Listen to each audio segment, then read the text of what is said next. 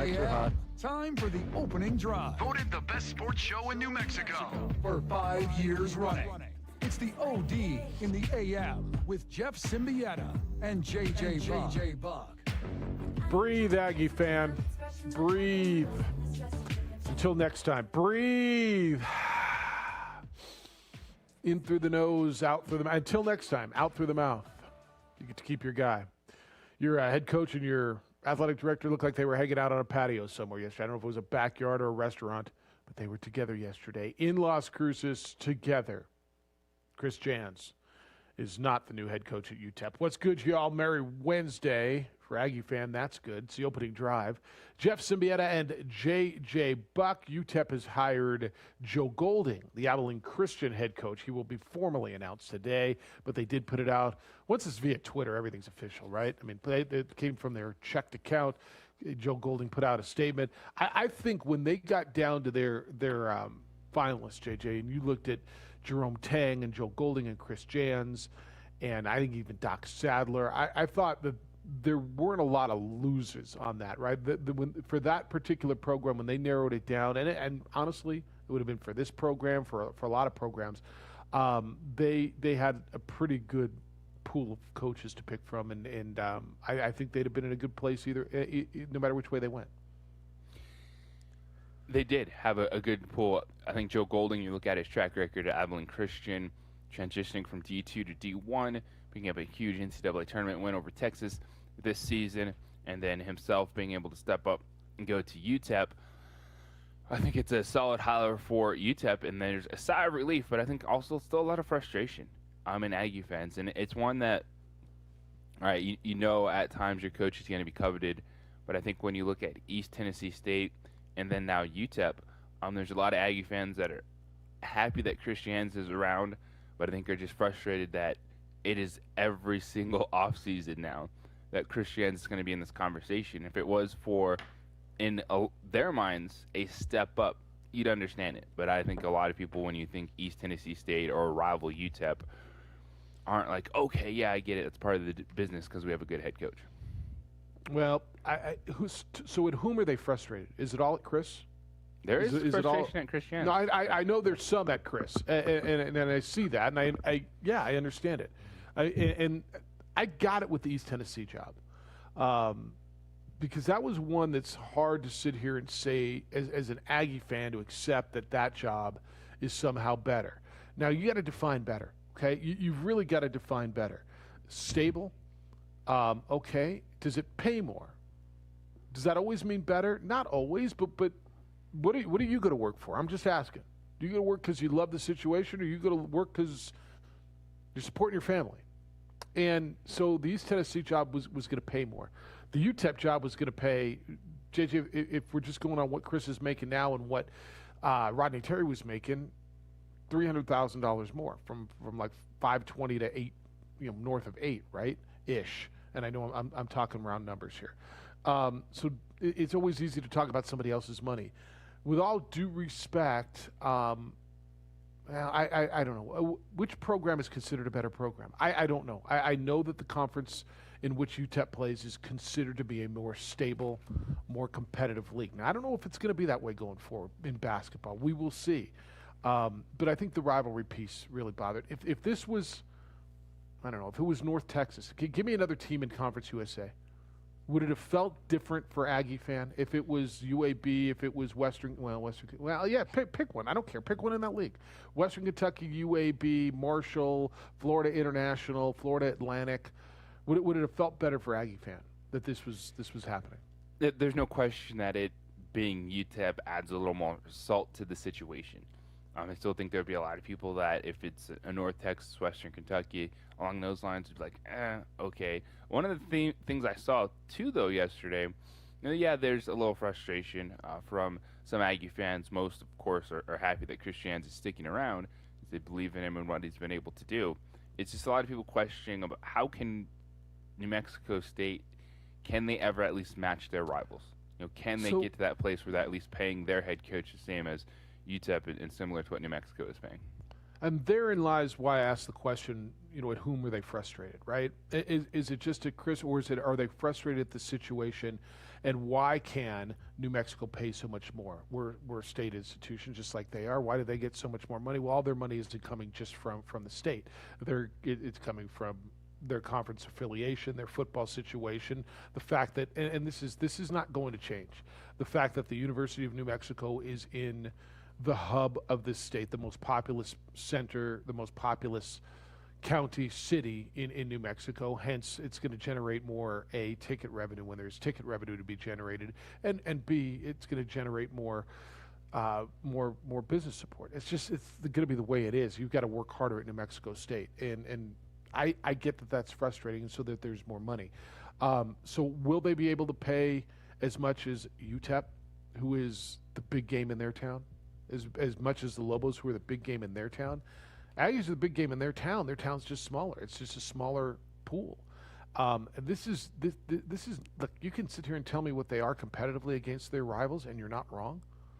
Basketball wise, they've been the best basketball program over the last, pick your number of years, 5. You want to tell me 10? I'll listen to 10. They've been the best basketball program of the 3 in the last decade. Fair? Yes. Football-wise, I don't know that anybody's got much to brag about over the last decade when it comes to it. But other athletics, women's basketball, certainly volleyball, their baseball team's been good. But it doesn't matter when it comes down to paying your coaches. So I get that frustration, and I don't know where that's going away. I just don't. When you get schools in a smaller pool, smaller base, a smaller, just where there's less corporate money. Typically, for a place like that to just really be able to make a big move, they've got to have a few big boosters, go-to boosters that they can go to when they really need some, whether it's I need to fly somebody, or we need to buy out a contract, or we need, we'd like to hire this coach, but we need some money. Will you help? And there aren't a lot of those for New Mexico State, and that's I get that frustration. I get that. Yeah, and it's something that Aggie fans are going to have to deal with. They're going to be going into most off seasons with Christians on top of the list, but that means you're successful. And so that's the thing. It's so long as Christians is continuing to be successful, the Aggies are playing at a high level, he's going to be in this situation. So that's the give and take that you're going to have as an Aggie fan with your basketball program, is continue to hope Christians is building something strong there, competing for WAC championships in the postseason, getting to the NCAA tournament, and then, yes, that means his name is going to be up for the jobs, and you got to deal with it, and then you just got to have faith that Rolodex of names that can come up next is strong and keep the program going. And it's just the way it is. Like I said, there's always a little bit more salt when it's a rival. And even going back to something that was brought up yesterday, and you're wondering, well, what is it about UTEP? Well, there's the stability piece. There's, of course, $300,000 is a nice little chunk of change to add to your base salary, and then people are going, well, what is it? Is it what we just went through in New Mexico? Is it because the WAC is getting better? I don't think Christian is scared of those teams that are coming into the WAC. Not scared at all. Was it going to be more challenging? Is it going to be potentially better for the conference moving forward? I think so, because then we can talk about more stability for the Western Athletic Conference.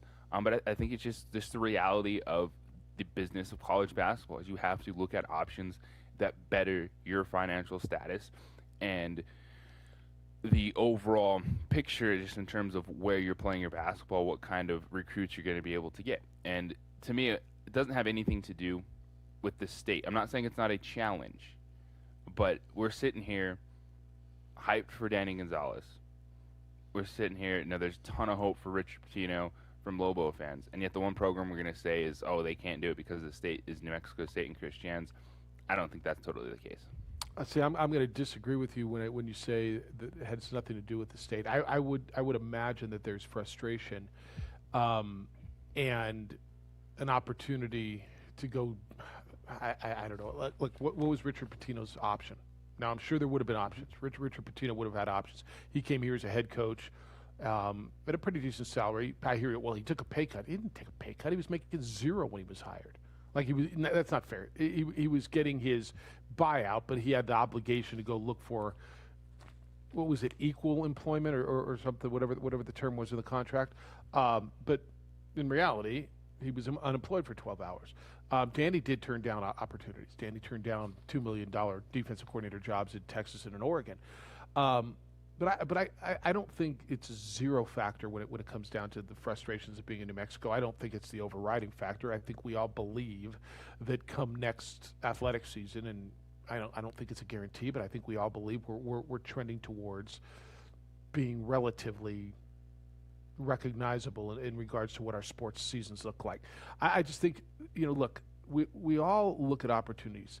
Steve went to UCLA because there was an opportunity at a great institution and there was a lot of money. At some point, we're all going to look at what's better for me and my family, and the clock doesn't stop ticking. I'm not telling you Chris is old, but your mind changes. You go from being a young coach to, all right, now I think Chris turned 51 on Monday. That's not old. By any means is that old. But I think you start saying, all right, well, at what point am I taking that next step, right? Here's an opportunity, and I'm going to listen. I think if it was anywhere but UTEP, and we saw it last year with East Tennessee, what do we always say? When somebody's interested, you listen, right? We talk about that with people all the time. If somebody is interested, you listen. And then you weigh it. Do I have a better opportunity here? Am I in a better place? But you listen to what people have to say. And I think that's what Chris did. And I know in some respects, Aggie fan is really upset that he listened because it's them. And Chris got dinged on this because of what happened when Paul Weir went to New Mexico. And the Aggies are just going, what are we, man? We're a damn farm system for our rivals? Like, what? This isn't cool. And it's not. I told you when the Lobos hired Weir, what was the one word I used about the whole thing constantly? It was uncomfortable. The whole thing was uncomfortable to me, and so I get it. But I think there's a lot of factors in it. I'm not going to tell you that I think everything they went through because of New Mexico last season is not a factor. Well, and that's fair because I wasn't in that situation and experiencing what it was like to have your team on the road the whole season, the challenges in it. I'm sure there's some players that you couldn't get back when it was all said and done. They're just like, I'm done. And they're like, well, it's not going to be this way again. And it's like, well, too bad. I don't want to have that experience again. So it's understandable. But I don't necessarily think it's something that's going to be, if they struggle, oh, it's because of last season. I think that it's natural, the frustration. All the coaches, they hint at it, but you probably got to just get with them outside of everything to truly know what it was like. So I understand that. But I would hope that people would have the foresight to understand that where we're sitting here right now, that there's going to be home games. Y'all going to be practicing. It's like when you look around at the events that are taking place right now, that as frustrating as it was, that's not something that's going to hinder what you can do moving forward.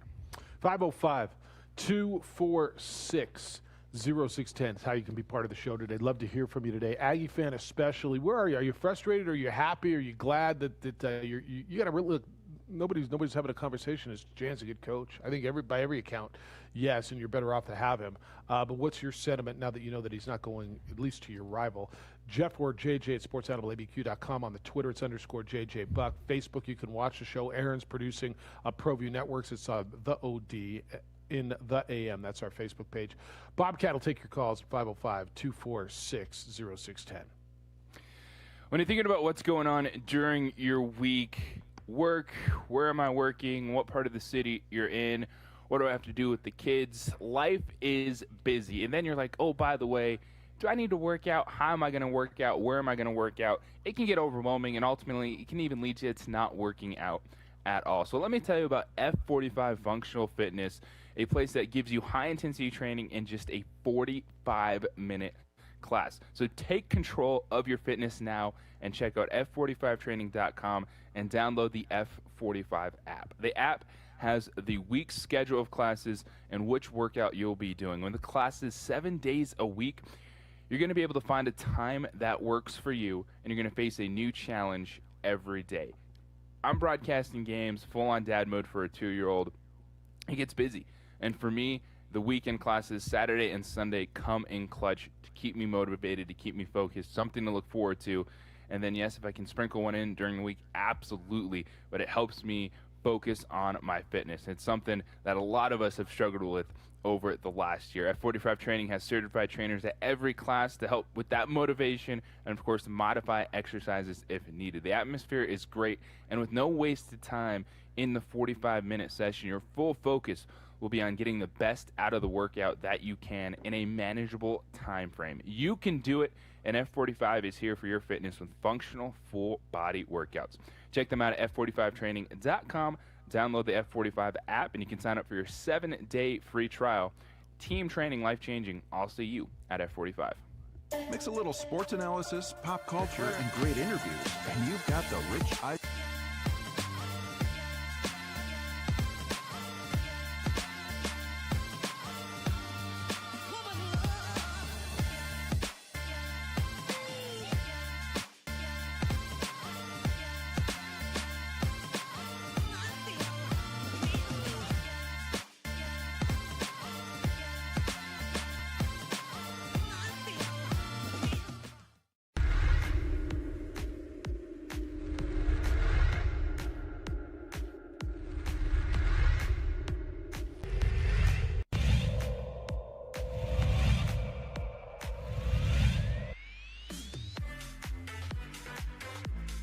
Played, top of the 18. Morgan's there, one-on-one with the keeper, and that opens the scoring. Rachel Morgan, the senior, finds the back of the net, and it's 1-0 St. Mike's.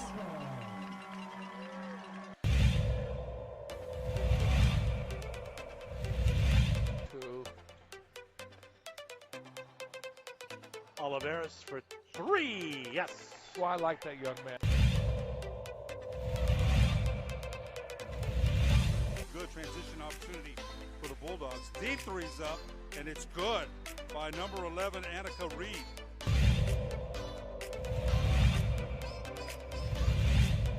Rowe gets it, boots it forward. Myers is there, she's able to head it, and she controls. Dugan's there, she's at the center, gets across, shoots, and scores! Hello! What can you say there? Hello! And that is Alexa Duggan, who goes across the body.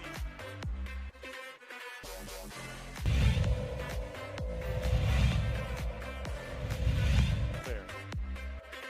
Gonzalez going to get all the way to the basket here off the window with the extra kiss, and it's good for Gonzalez.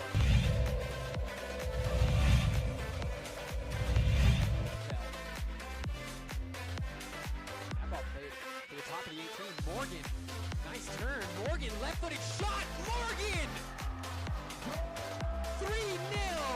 And that is a brace for Rachel Morgan, the senior from St. Michael's.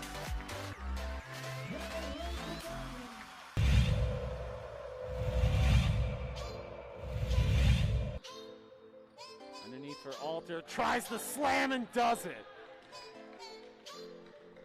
So in two.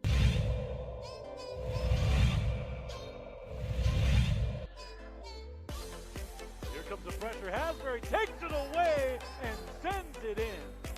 Well, there's a top 10 play right there, I can tell you that.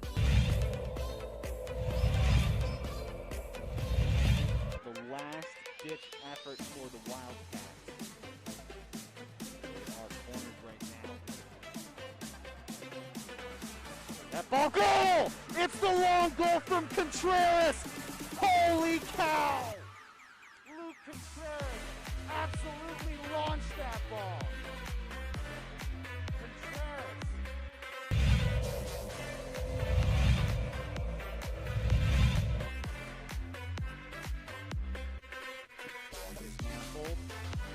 Golding will be the new head coach of the UTEP Miners, not Chris Jan. So Aggie fan, how you feeling? It came out yesterday. They'll put out, or they'll do a press conference today. He's honored.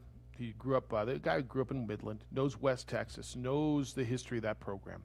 And aside from the Chris Jans thing, JJ, I think they got a good coach.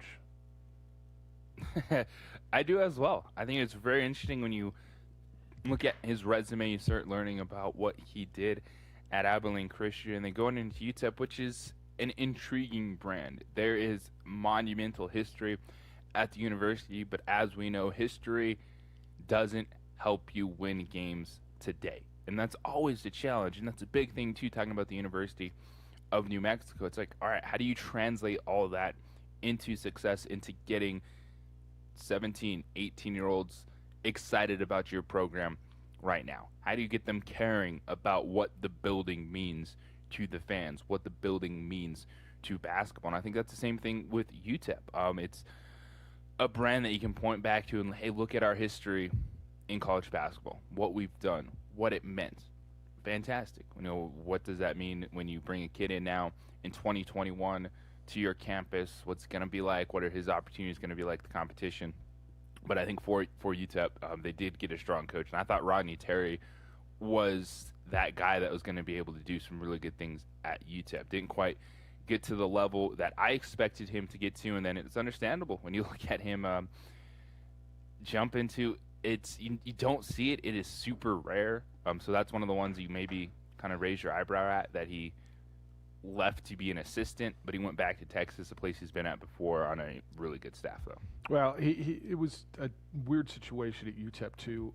He took a pay cut with COVID. This is one where his salary was reduced $200,000 this year, and then it's not just he's going anywhere, right? He's going to Texas and probably got a substantial pay raise. I mean, the report on Danny Gonzalez was they wanted to give him $2 million to leave head coach at New Mexico and become the defensive coordinator at UT, right? Danny's not making $1 million in salary at the University of New Mexico. Could have gone and made $2 million at Texas. So they got a lot of money to throw around when they get the guys that they want, and that's obviously it's a different situation than your basic situation there. But yeah, it's I think they got a good guy, a good coach, and it's a program that's struggling with getting back to what they believe they should be. You said history is a two-way street. History's heavy. History's heavy. It's weighty. It's it can be a burden, right? Because honestly, look at UNLV. No, it's and it clicked because the Anthony Edwards situation. I don't know if you saw it. He's a rookie for the Minnesota Timberwolves. Okay. Alex Rodriguez is part of a group that now owns the Minnesota Timberwolves. And this isn't the greatest comparison, but I think it helps you dive into the mind of a 19 and 20-year-old. Someone asked him after the game yesterday or the day before, when they had media availability, hey, what do you think of Alex Rodriguez being a part of the ownership group? And he's like, I don't know who that is. I think he has something to do with baseball, but I don't know. And you're like, Alex, and like, how do you not know who Alex Rodriguez is? Like, the Yankees, everything he went through. But that's a highlight into the stuff you all might think is common knowledge. And, of course, you should know that. Kind of not the same for everyone. Well, and it's so true. And I always encourage people to get out of their own bubbles. We live in I just spent a weekend with my brother-in-law, with Audra's family back east. And, my brother-in-law is a sports fan. But he didn't know any of the stuff that we talk about. Like he sat and watched the show, and he's like, "Damn, right?" And he said, "When are you getting out of Albuquerque?" I'm not going anywhere, man. But he knows more about the Washington Wizards than I do. Although I did drop that name on him, and he's like, kind of looked at me sideways. We're staying up late and watching the extra innings package and watching the Nationals game. But the stuff that we talk about, no knowledge of New Mexico State, San Diego State, UTEP, New Mexico, right? I mean, he grew up in D.C., and he knows his stuff. Don't get me wrong. He knows more capitals than I do. But it is all, what you know in your region. So I think that's good. But when you go into somebody's bubble, you better know what it's about. And Joe Golding going into UTEP, Richard Pitino going to New Mexico, the history of a program, and a program that's had whatever success, and every program's had some success, but a program like UTEP, they made a movie after him when they won the national championship. And granted, it was more than 50 years. What, 50 years ago now? 50? What was it? 67, 68? When did UTEP Texas Western win? 67, I believe it was. I mean, we're coming up on 50 years ago. Or if we already hit 50 years ago, we've already hit 50 years. We're coming up on 60 years. Yeah, 54 years ago. You better know it. But history can be heavy. I mean, just look around here, right? Everybody's chasing the history around here, and you've never been to the Sweet 16, but it's weighty. Look at UNLV. Everybody's chasing what they were under Jerry Tarkanian. They're not getting back to that on a consistent level. Even at Duke, look, man, Duke missed the NCAA tournament. Look, Mick Cronin's still chasing John Wooden. History is wonderful, and if you lived through it, you got to experience it, and it's great, and it's a standard, and it's something that you want to become again. But if you're the guy who's trying to rebuild to a level of excellence, John Wooden, Don Haskins, man, that's a heavy, heavy load that you just crawled under and trying to ascend to. And nobody before you's been able to do it. So No, I wish especially at UTEP. Like, that is impossible history. Yes. Like, no one is going to match Don Haskins. I'm sorry, UTEP's not winning a national championship. But what you hope is at least can you be competitive, be one of the best brands in your conference when it comes to basketball, go to the NCAA tournament, have meaningful games in March. But if we keep just looking back at the national championship banner, setting impossible standards. Yeah, and so how do you get there? What are realistic standards? And that's one of those where, you know, it's a good job because they care, right? And that's what Richard Pitino was saying at his press conference. I've never seen any place that's successful where people don't care. It was that question I asked him about basically the fishbowl concept about it. And he says, I've never seen anywhere successful where people don't care. But that double-edged sword and the weight that comes with it, it's like, that's why. What's a better job in that league? Is North Texas a better job with probably have more resources? They're in Dallas and they don't have that history. Or is it UTEP where you get the big fan, your big dog in that pond? But you got to win at a level that they have not won, certainly for 2 decades since Don Haskins left. Yeah, and so that's the battle. That's also what you sign up for, what you're trying to embrace. That's what Richard Pitino is doing with the pit, the fan base, and then channel that into getting these student athletes to buy into your program. Yeah, and say, yep, I'm coming to El Paso. That's where I want to be. 505-246-0610. I'll get you some comments from Aggie fans as well. We talked a little basketball yesterday about the play-in tournament, or the playoff play-in tournament, whatever we're calling. Is that what we're calling it? The playoff play-in tournament? Play-in tournament. All right. You think Mark Cuban's a pretty smart guy, right? Yeah. Sometimes. Usually. Except for now. We'll talk about what he had to say about that next on the opening drive on 95.9 FM and AM 670 Sports Animal and ProView Networks.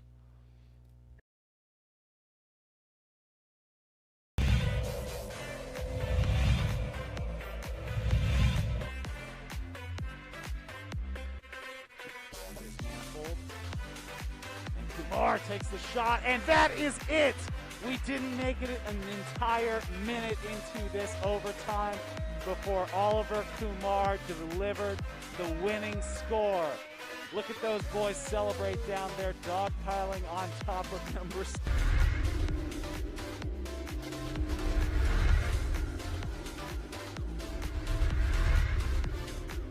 Don't sacrifice quality and flavor when you're in a hurry.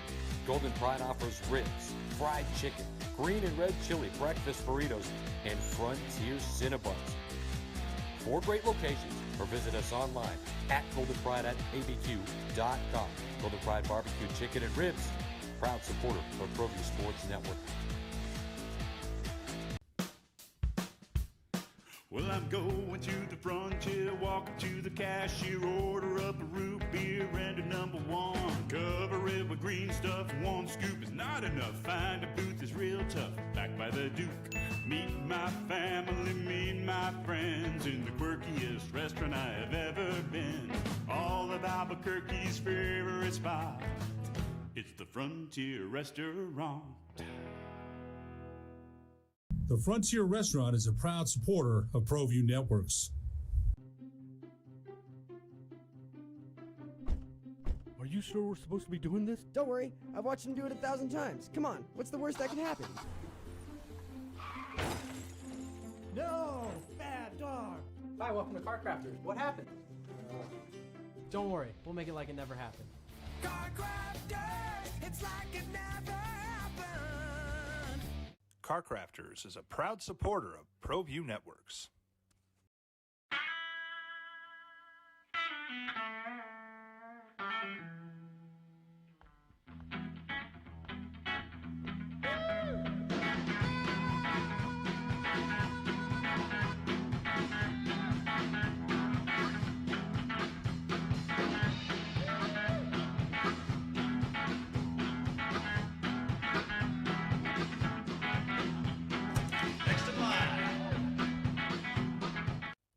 Cheese is a proud supporter of ProView Networks.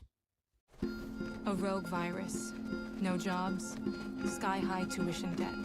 Life is trying to put our generation on the sidelines. But we refuse to just sit back and watch it pass us by. Instead, watch us fly ahead. Watch us overcome anything. Watch us rise. Watch us change our world. Watch us become the next greatest generation. Calling all football players, are you looking to develop your skills this season? It's never too late or too early to put in the work. Coach Carl Barrere and the Air Barrere program at 8 Grady's Performance Center provide comprehensive position training for aspiring football players at all levels. Whether you're looking to increase your speed, gain strength, or hone your skill, we train all positions with a team of experienced coaches who know what it takes to... So what's the next coaching job that's going to open? Who knows, right? I mean, the East Tennessee job last year, JJ, that conversation was not in the traditional coaching search window. So for whatever reason, things will happen. NBA jobs will open, and guys will become assistants, and staffs will hire. So we'll see. But Chris Jansen's name is going to be hot when all these open up, and you're going to have these conversations. Vince, you want to talk about that? And welcome to the show. You're on the Quan's Auto Care Hotline. Hello, Vince. Hey, good morning, gentlemen.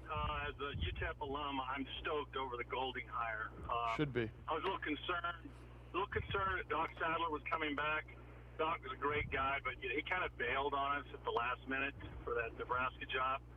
So, I think it's probably best that we move in a different direction. I think Golding is going to put together a program at UTEP.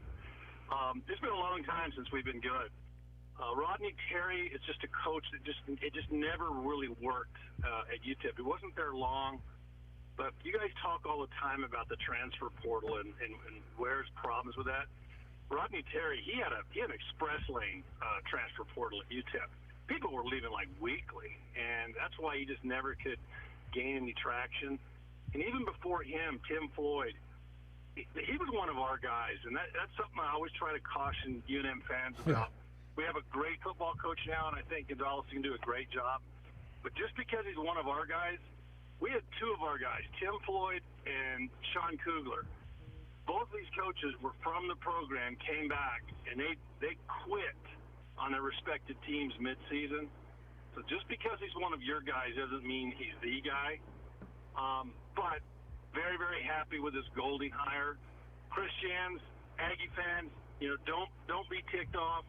It says something that people are seeking out your coach and pursuing your coach. Unfortunately, I think Chris Jans is going to get another opportunity somewhere else. But just take that as positive, Aggie fans. It's something that your coach is being sought after. So really excited about the hire. Hope we can start rekindling some UNN UTEP games again, even though we're in different conferences. And it's a great day.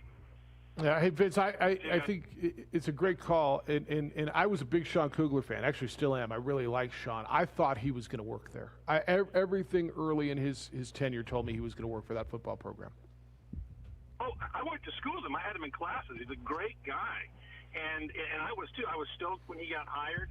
I was even stoked when Tim Floyd came back. Tim Floyd was under Haskins' wing, and it just didn't work out. And I hear you guys talking about it all the time. Every time we have this recycling of who's going to be the next head coach at Lobos, it has to be someone local. It doesn't have to be someone local. I think we made the perfect hire with Gonzalez. I think he's going to do a great job. He's already changing the mindset here, and just the perspective. And I think that is so important in developing a successful program. But it's not always about just being your guy. Sometimes it's good to get a fresh perspective and bring someone in from the outside. And so that's what I'm really stoked about Golding. I really hope we can I hope we get some games back together playing UNM and UTEP again. That'd be great. Be well, Vince. Appreciate it. Don't be a stranger. That's a great call. And the whole, he's got to be one of our guys, right? I always told you, at some point, Rocky Long came from somewhere else and became one of your guys. He came from Rancho Cucamonga, I believe is where he was. But in the IE is Bruin James likes to tell you that's where Rocky's from. Eddie Nunez is from somewhere else, and Steve Alford was. I'm from somewhere else. I mean, we're all at some point. Not all of us are from here, and it can work. The Sean Kugler thing down there. Remember when they played in the New Mexico Bowl and he had that program in there? I thought that team Flowers was their quarterback. What was his first name? Played for the Cowboys. Aaron Jones was on that team. I thought he was on the way to doing something really good there, and it just didn't work. You don't know. You just don't know. So that's a good call. Yeah, and I agree with Vince. There's times where it can work, but you can't go back to that well every single time and just think, oh, it always has to be a connection. Yeah, it's going to have a different impact, and the timing of Danny Gonzalez and his overall resume, and then what he means being from New Mexico, playing and coaching at the University of New Mexico, that was perfect timing and works for football. But when you're having the basketball conversation, to me, that wasn't the end-all, be-all either. It's nice you want to have those people in the pool that matter to your university. If they're successful, if they have the resume to be in the conversation, but your point, it doesn't always have to be that guy. You know what rarely works? I'm not going to tell you never, because Bill Snyder worked at Kansas State, is bringing a guy back for round 2. Let's run it back. And the Tim Floyd thing didn't work the second time at UTEP. Bruin James, good morning. You're at the Quan's Auto Care Hotline. Hi, James. Hey, bro, man, I've been busy the past couple days doing this GoFundMe page for Johnny Chuzang, man. You guys want to donate, man? So Johnny Juzang? I don't think he needs my money. Yeah. No, I think he's going to be all right. Why does he need my money? We want to keep him at Westwood. So we're going to give a bunch of money? Yeah, we're going to try, yeah. So you guys want to donate? Yeah, no, I'm out on that, man. I'm out. You can stand on a corner in Tarzana, man. Along I-40 yesterday. So no, go, him, man. Put him back in his hometown in Tarzana. Tell him to stand on the corner like Ventura Boulevard and Lindley, or Ventura and Reseda Boulevard, and there's lots of money there. People going south of the boulevard, he can make money to stay home. Hey, have a good one, guys. All right, James. See ya. All right, JJ. I just had to give you a little LA map knowledge, right? I always appreciate. I love that because there's something that hits different when you say a street of someone's hometown. Doesn't matter where you're from, but if you have any knowledge of one area and you name drop a street or an area of town, like, it hits people different. It hits them right in the soul. You're like, what? You know that area? Absolutely. Yeah, bro. I know one street in your town, buddy. I know a lot of streets in Johnny Husang's hometown now. That's where I grew up. It's my hometown too, but it's no. I'm not going to take part in getting illegal money together for Johnny. He doesn't need my money. He can Yeah. make a lot of money. There's plenty of money there if they wanted to keep him. If I was donating anything, it would be to transfer the university that I graduated from. Right. To keep Johnny Husang in Westwood. That would be the shortest stay. Probably a dude who never set foot on campus. Right? He probably was taking remote classes, transferred from Kentucky, got to campus simply to play. Went to Poly Pavilion, went to the practice center. But I mean, he might be. I don't want to tell you the first ever, but he might be. He's probably not the first, Jeff. to step foot in the classroom. Yeah. I think that the middle ball brother might have had a challenging tenure as a Bruin. Did he have a tenure as a Bruin? He got arrested as a Bruin in a Did he different really? country. Remember? Oh yeah. Different tenure. Yeah, that was that was the whole China One of the thing. most bizarre stories. I told you, Alvin Broussard, former Lobo coach, kind of told me the story. I sat with him in Vegas a couple of years ago at the Pac-12 tournament, and he was kind of telling me that whole story because I did. I just finally said, so the China thing, man. And he kind of looked at me. I said, you guys have to go get, like, how did that play out? And he kind of told me the whole story about going over there and that 24 hours of just trying to get him out of a Chinese jail because these knuckleheads stole, what was it, a pair of sunglasses or something? And yeah. What a crazy scene that was. All right, 505-246-0610. We're going to get into the NBA stuff. I want your calls to continue. Emails Jeff or JJ at sportsanimalabq.com. Aaron's producing on the ProView Network side. You can watch it at ProViewNetworks.com or watch the show. I actually watched the show on Monday a little bit, JJ, as I was getting ready to, I think, head out to the beach, if I'm not mistaken. Watched you and Edward Abraham James a little bit on the ProView via the Facebook. So it's there for you. Yeah, it's very helpful because sometimes issues arise, and a lot of people that like to stream our show via the app, always a fallback. If you can't stream it, find us on social media, Facebook, and still have that audio in your ear. And there's Ron making sure we're on the air and making sure pretty soon that we are going to get fed. We're going to Sizzler. I'm going to Sizzler. All right. Maybe you signed up for home security, business security, with a local company. They promised you an armed response. That company is not local anymore. They have since been bought and sold twice. Now your security is in the hands of a company from Texas, and that's not what you signed up for. That is not what you need. That's not what you have to have. Call IPS and make the switch. International Protective Service. Owner Aaron Jones is from Albuquerque. He's not going anywhere. He's passionate about providing protection for your home, your family, your business. You've worked pretty hard to build that business. You've worked hard to build your home. Protect it. IPS is highly trained armed guards watching what's important when you can't be there. 24-hour patrols, armed officers who usually respond to your home alarm within 5 to 7 minutes. Trust your protection to a local company who is passionate about making our city a safer place to live and work. I do, and I have for, years now. IPS has watched my home. I see them on a regular basis in front of my house. I went away for a couple of days. They watched my house. Offered to pick up my mail, my newspapers. Monday was garbage day, and JJ, they rolled the garbage cans to the curb and rolled them back. That's what they do. Call IPS, 505-897-2420, 505-897-2420, or visit ipsglobal.com. Calling all football players, are you looking to develop your skills this season? It's never too late or too early to put in the work. Coach Carl Barrere and the Air Barrere program at 8 Grady's Performance Center provide comprehensive position training for aspiring football players at all levels. Whether you're looking to increase your speed, gain strength, or hone your skill, we train all positions with a team of experienced coaches who know what it takes to succeed at all levels from Yaffle to college. Check us out at 8gradys.com to learn more and sign up for training today. Jackson Compaction wants to help you keep your green and keep the community green as well. Jackson Compaction has worked hard to maintain the same prices since day one.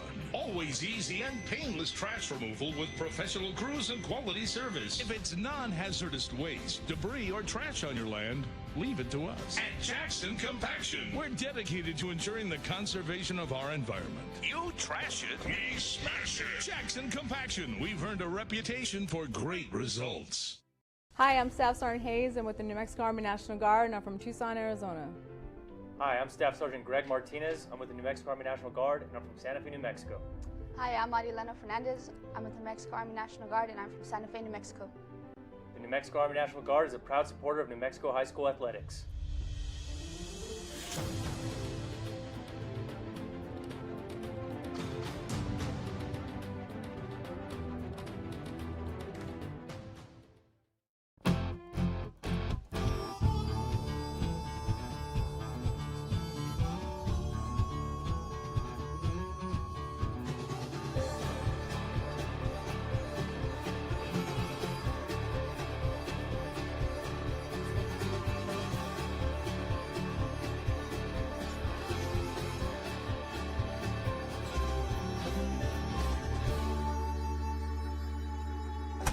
Next in line. Rudy's is a proud supporter of ProView Networks. Sadie's is a proud supporter of New Mexico high school sports and athletics, and we here at ProView Networks would like to thank Sadie's for their continued support in helping us bring you all of your New Mexico high school sports coverage.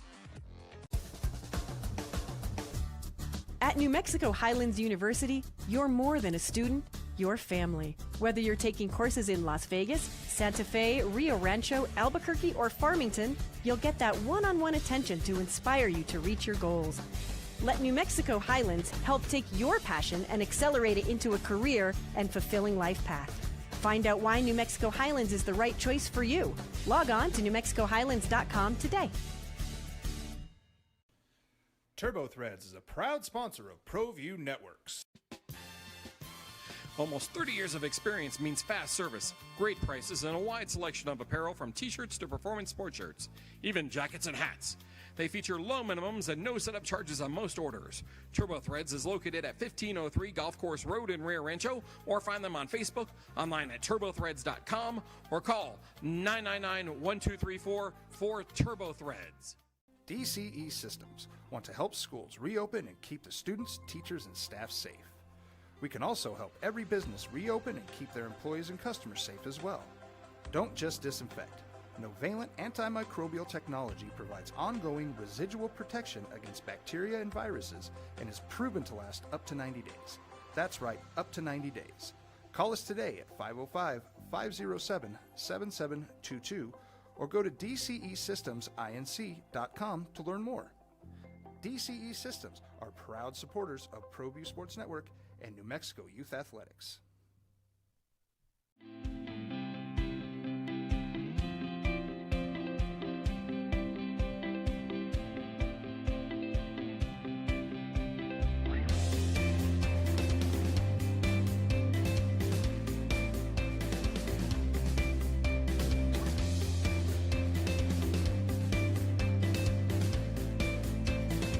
Plan your adventure at WNMU.edu.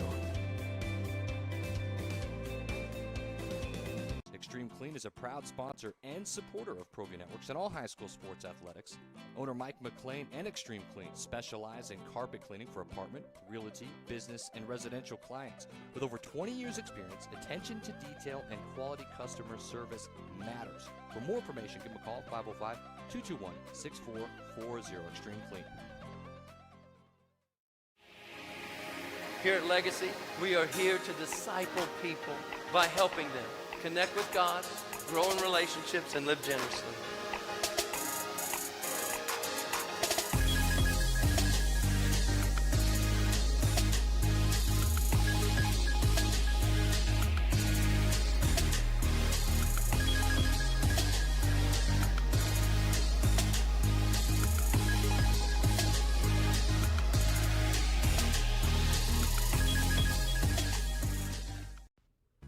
Datacom is the manufacturer's representative.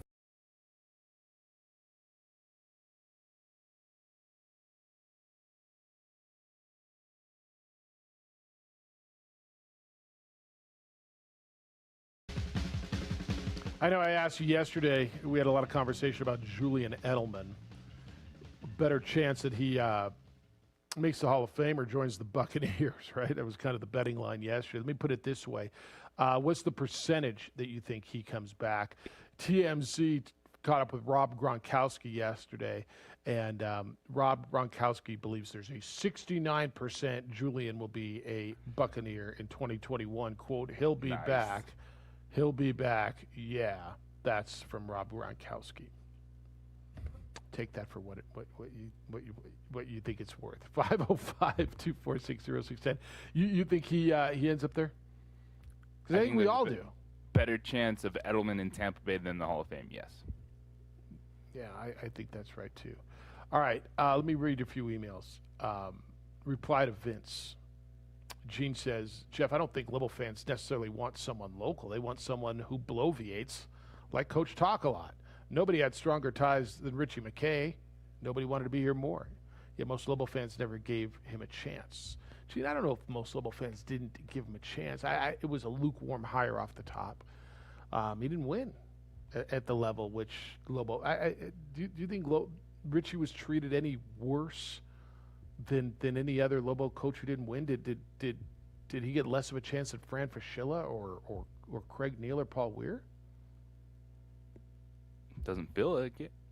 I didn't think so. Yeah, he wanted to be here, and his dad played here, and he knew the history of this place. And and Richie's a guy that's liked now because he's having success elsewhere, and Richie seems like he's a good guy, and he's smiley. He's been on. He came on our show. Was it last year, 2 years ago, right before the NCAA tournament? I don't know that I think he wasn't given much of a chance.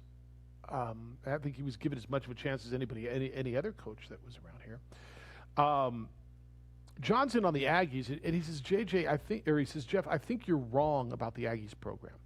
Back before this Power 5 manipulation, the Aggies were pretty relevant in basketball, and their baseball program is nationally recognized. Back then, the rivalry between UTEP and New Mexico State and UNM was big time. In Cruces, Las Cruces is also surrounded by better football programs in the state, Mayfield, Clovis, Alamogordo, Artesia, to name a few. They're also in a big TV market, but they've been excluded from the WAC when it was relevant, and then the Mountain West Conference. I don't know why, but they should have been in the same conference as the Lobos since way back. I think back when UNM and UTEP were in the WAC, the Aggies should have been there also. Sincerely, a Lobo fan since birth. What am I wrong about? kind of what I've been saying forever, right? Yeah, it's kind of addressing the challenges so that they're just that. I guess he's countering that they're small. It's just that they've been left out is the problem. Well, so they're in the El Paso market, which is not a bigger DMA market than Albuquerque, but they're kind of the second child in that market. UTEP gets all the love in that market. Yeah, they get covered, but they're not, and they have two markets because they're covered in this market as well. I agree with almost everything you said. I've always said I believe they should be in one of those two leagues. There was certainly a push back when the Aggies and the Lobos were in the WAC. The administrations of those two at the time, I think it was pretty apparent that they did what they could to keep New Mexico State out of their league. How many conversations have you and I had about the Aggies being in the Mountain West Conference or Conference USA, or where would they fit and what would they bring? And I've worked with different administration down at New Mexico State over the years, helping them on the proposals to get into different leagues, and you just kind of, they've asked at times, what do I think about, would Aggie Vision be a key, and what do they?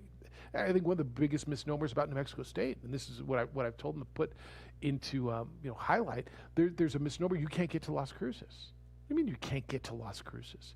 Las Cruces is easier to get to than Logan, Utah, Laramie, Wyoming, maybe even Fresno, certainly Ames, Iowa, Pullman, Washington. I mean, like this whole misnomer. Well, you can't get there. Yeah, you fly into a major international airport and drive 40 miles on a highway, not on twisty, turny mountain roads.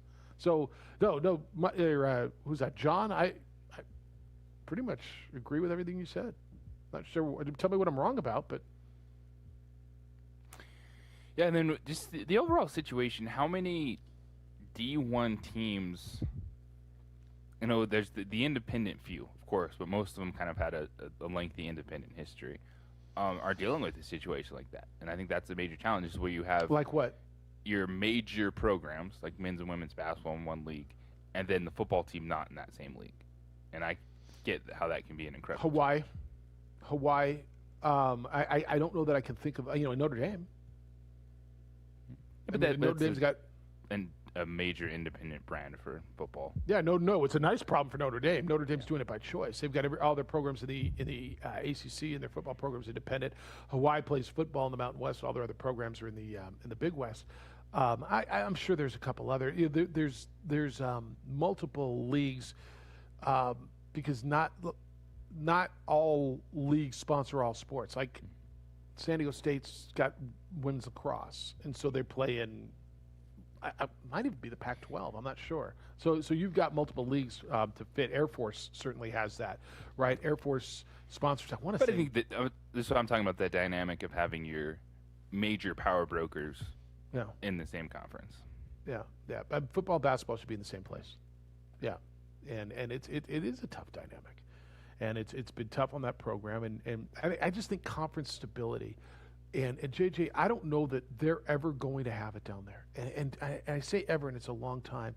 The WAC piece, the WAC expanding and bringing in all these Texas schools is good for that league.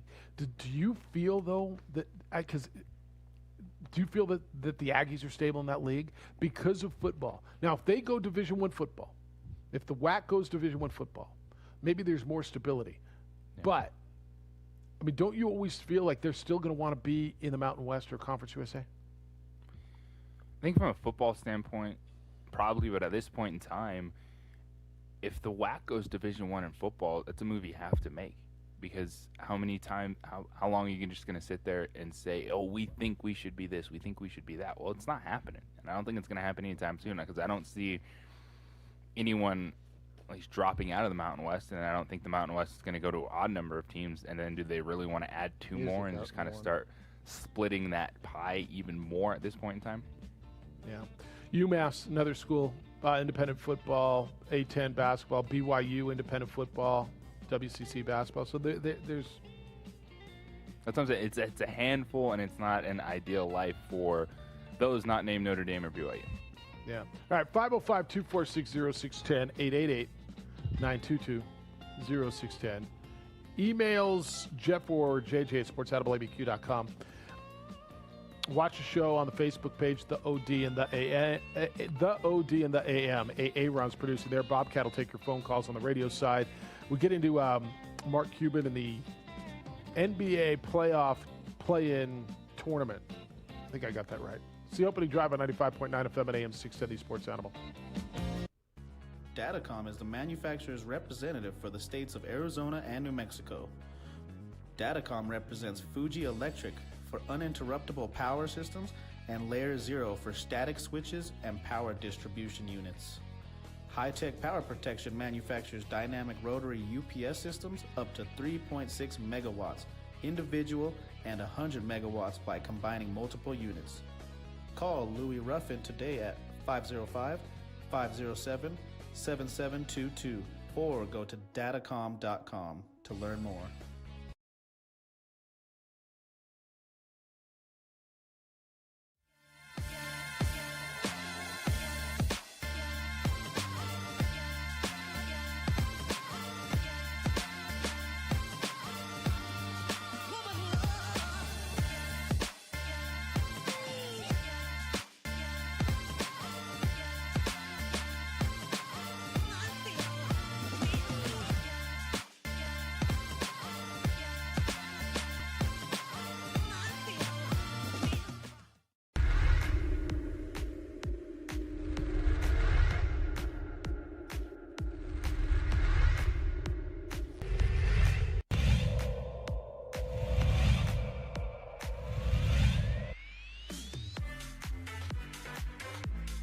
Played, top of the 18. Morgan's there, one-on-one with the keeper, and that opens the scoring. Rachel Morgan, the senior, finds the back of the net, and it's 1-0 St. Mike's.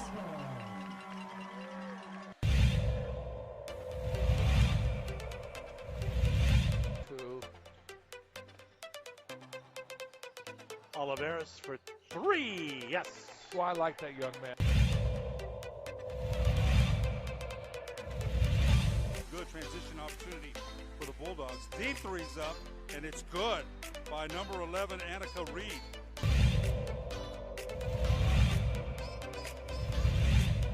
Rowe gets it, boots it forward. Myers is there, she's able to head it, and she controls. Dugan's there, she's at the center. She gets across, shoots, and scores! Hello! What can you say there? Hello! And that is Alexa Duggan, who goes across the body.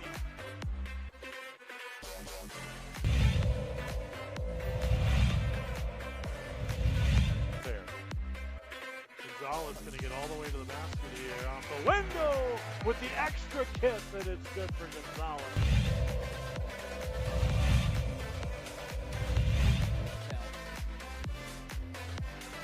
That ball played to the top of the 18. Morgan. Nice turn. Morgan, left-footed shot. Morgan! 3-0. And that is a brace for Rachel Morgan, the senior from St. Michael's.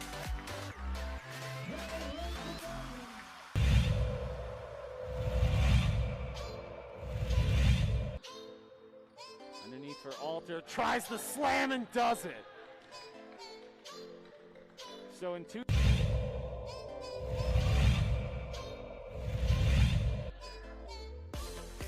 Here comes the pressure. Hasbury takes it away and sends it in.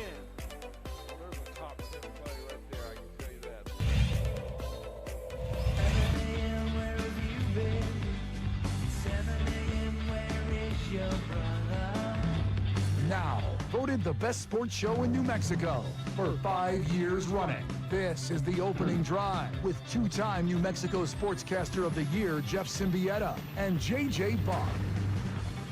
Well, fuel up the Carlisle and Trulio vehicle. Point it towards Vegas because they're going to have a full house on July 10th in Las Vegas. I got to believe, right? That's Carlisle, Trulio. I mean, at least Carlisle. He's been leaving Trulio home for a while.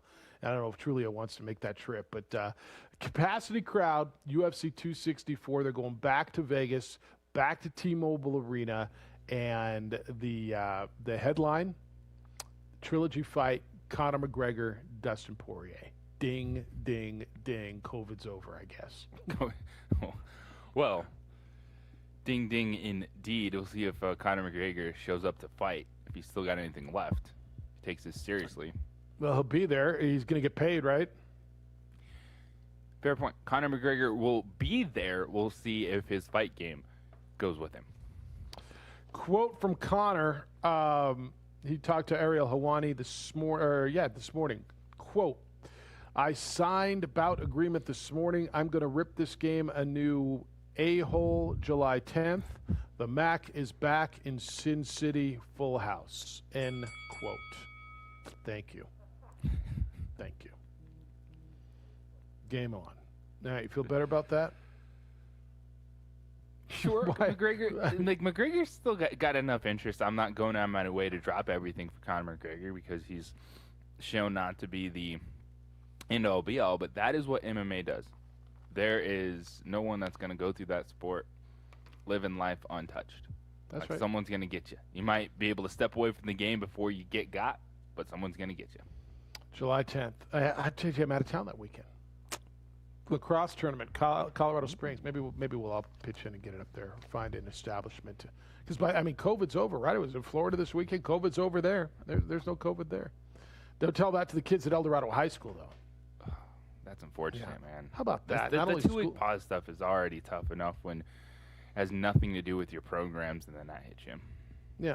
No, and not only they're back in online school, but they've shut down their athletic programs. The opening drive, Jeff Siembieda, J.J. Buck, 505-246-0610 is how you can get to us today, 888-922-0610. Your emails come in, Jeff at 610knml.com. Actually, make it this way, Jeff at sportsanimalabq.com. JJ at sportsanimalabq.com. On the Twitter, it's _JJ Buck. The Facebook, the OD, and the AM, and that's where you can watch the show, courtesy of ProView Networks, who are doing a great job. You got a game on when's your next ProView Networks game, JJ? I got Del Norte Hope Christian Girls varsity basketball Thursday night at 7. Sweet. Sweet. Yeah, JJ's been doing a whole lot of stuff on there. Sebastian Noel and Ed Nunez, and once you start naming people, you forget people, but that's where it is. All right. Yesterday... we had this conversation. Luka Doncic, the Mavericks star, kind of came out and said, I'm not sure why we're doing this play-in tournament, right? Why are we doing this? And I think there was a little pushback. Well, yeah, the guy sitting in 7th is going, why do I have to play to get into the tournament? Because 7, 8, 9, and 10 will play in. Everybody 6 and higher gets into the playoffs. His owner, who, by the way, was on the board of governors who voted unanimously to have this play-in tournament, said that it's a mistake, that this is an error. Mark Cuban said, in quote, this is a quote, in hindsight, this approach was an enormous mistake. I know you're for it. You believe it. There was a whole lot of conversation everywhere yesterday about this. He said, this is Cuban. The worst part of the approach is that it doubles the stress of the compressed schedule. Rather than playing for a playoff spot and being able to rest players as the standings become clearer, teams have to approach every game as a playoff game to either get into or stay in the top 6, since the consequences, as Lucas said, are enormous. So the players are playing more games and more minutes in fewer days. End quote. We think the same thing, but for different reasons, he and I, certainly. But it takes away a lot of the whole the resting thing, the load management thing. And to his point, in a year where you had a shortened off season, you're worried about injury and resting players. His point's not completely lost. It's not a bad point. It's a valid talking point. I would say, well, what made you vote for it then unanimously? I mean, you knew the season was going to be compressed. It's a 72-game season. It was going to be tight. Because just think about it, like all the stories like yesterday were looking back thinking, oh, it was Kobe's last game. and then we're like, wait, there's still 4 weeks left in the season. Yeah, it's a different timetable this year, coming off of what we saw in the bubble. So this calendar is completely different. And by the way, I'm not completely sold one way or the other. But what you read from Mark Cuban's statement is exactly what the NBA wants. Is they want that pressure on the teams. They want them playing to the very end, because you're never going to truly eliminate bad teams from a game, because not everyone's going to be good. You're never going to truly eliminate rest, because you still have to do it at times. You have to have your best players ready for the postseason. So there is more pressure on your average basketball team that is fighting for 7 and 8. So I'm not completely sold on it. I don't think it's the worst idea, but I'm also not ready to say it's the best idea, because it's only the second time we've ever seen the play-in tournament. Because ultimately, Jeff, to your point, I do agree, if you're already looking at the top 8, if you can't be in the top 8, well, all right, you probably shouldn't be in the postseason. So I think long run, they'll probably move away from the play-in tournament as they continue to tweak and try to level the lottery odds. But ultimately, you're going to have your bad teams that are going to be terrible. Like, there's nothing you can do about a Houston or Minnesota this year. Then it's just managing kind of the middle of the pack and how competitive can they be throughout the season. Yeah, I think my issue with it is, 8 out of 15 or in each conference, or 16 out of 30 overall, is more than half your teams in the playoffs. Like, that seems plenty sufficient. I would even argue that it's too many, but okay, it's plenty sufficient. We go to 10 out of 15 or 20 out of 30. I just, you're playing for seeding, and what are we doing? The playoffs, we're talking, yesterday we were having conversations about teams with 377 winning percentages within the last, how many games are left? 10 games left in the schedule? 12 games left, something like that? It's like 4 weeks left. So okay, so we're getting down. So in the last month of the season, and I'm supposed to care about my brother-in-law's Wizards because they've got a 377 winning percentage, and they're playing because they're in the 12th spot and trying to climb up to the 10th well, it's spot. not necessarily you caring about it per se. But he does. Yes. It's about the overall game and just the competitiveness of it. Because if there's a play-in tournament, I get people ain't gonna go crazy.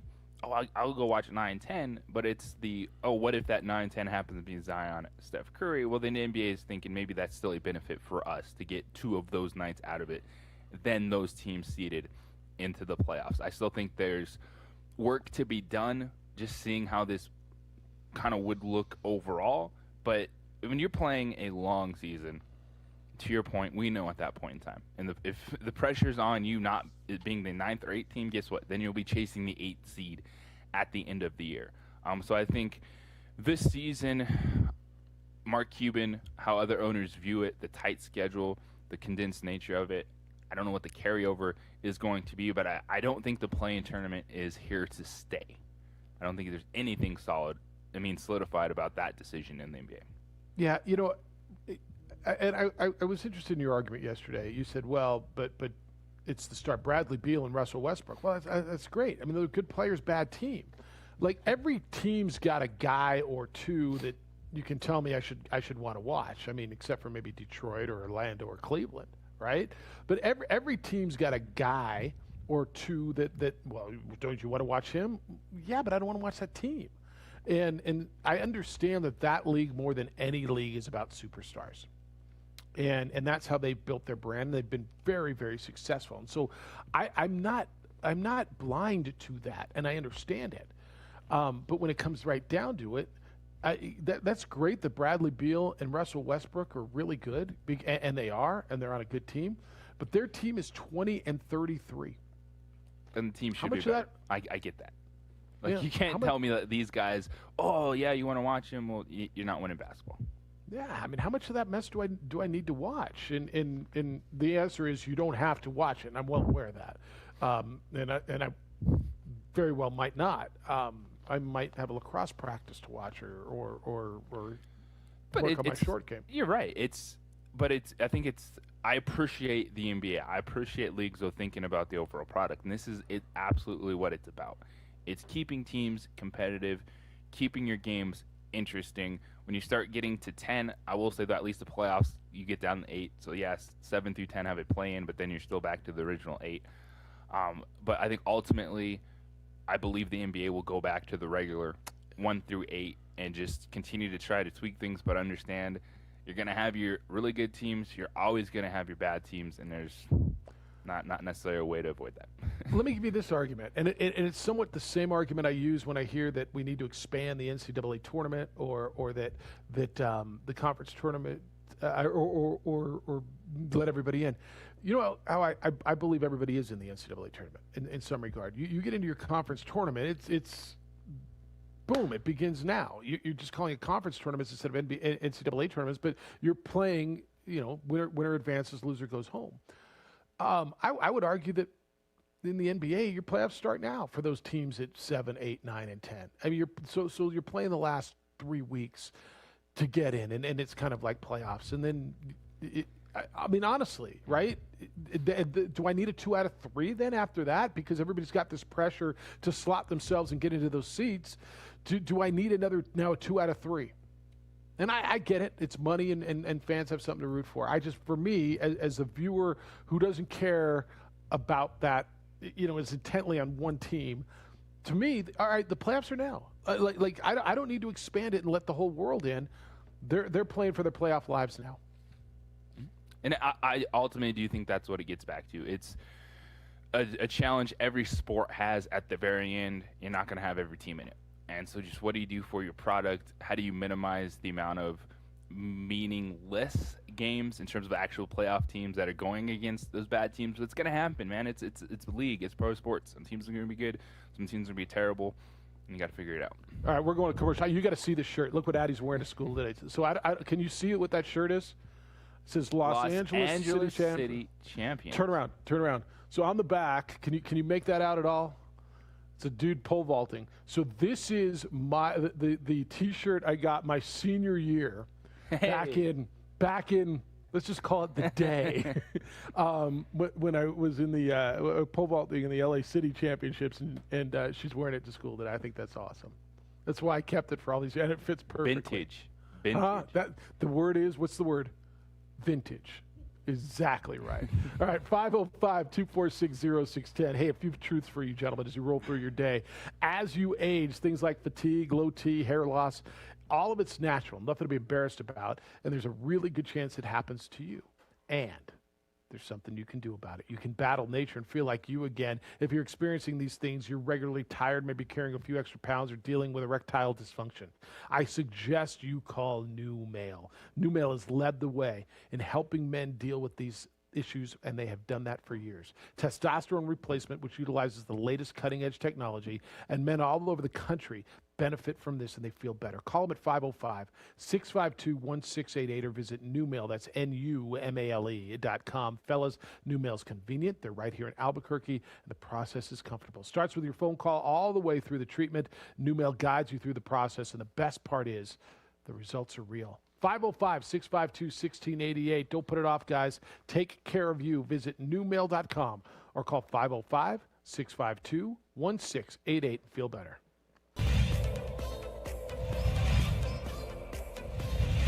The last-ditch effort for the Wildcats. They are cornered right now. That ball goal! It's the long goal from Contreras! Holy cow! Luke Contreras absolutely launched that ball. Contreras.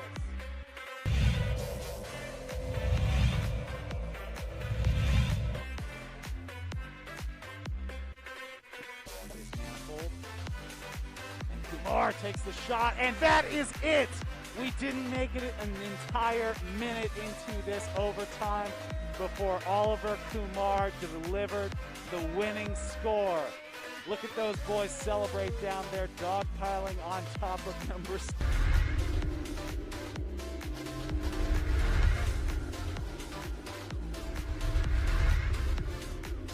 Don't sacrifice quality and flavor when you're in a hurry. Golden Pride offers ribs, fried chicken, green and red chili, breakfast burritos, and Frontier Cinnabons. 4 great locations or visit us online at goldenpride@abq.com. Golden Pride Barbecue Chicken and Ribs, proud supporter of ProView Sports Network. Well, I'm going to the frontier, walking to the cashier, order up a root beer and a number one. Cover it with green stuff, one scoop is not enough. Find a booth is real tough, back by the Duke. Meet my family, meet my friends in the quirkiest restaurant I have ever been. All of Albuquerque's favorite spot, it's the Frontier Restaurant. The Frontier Restaurant is a proud supporter of ProView Networks. Are you sure we're supposed to be doing this? Don't worry, I've watched him do it 1,000 times. Come on, what's the worst that can happen? No! Bad dog! Hi, welcome to Car Crafters. What happened? Don't worry, we'll make it like it never happened. Car Crafters, it's like it never happened. Car Crafters is a proud supporter of ProView Networks.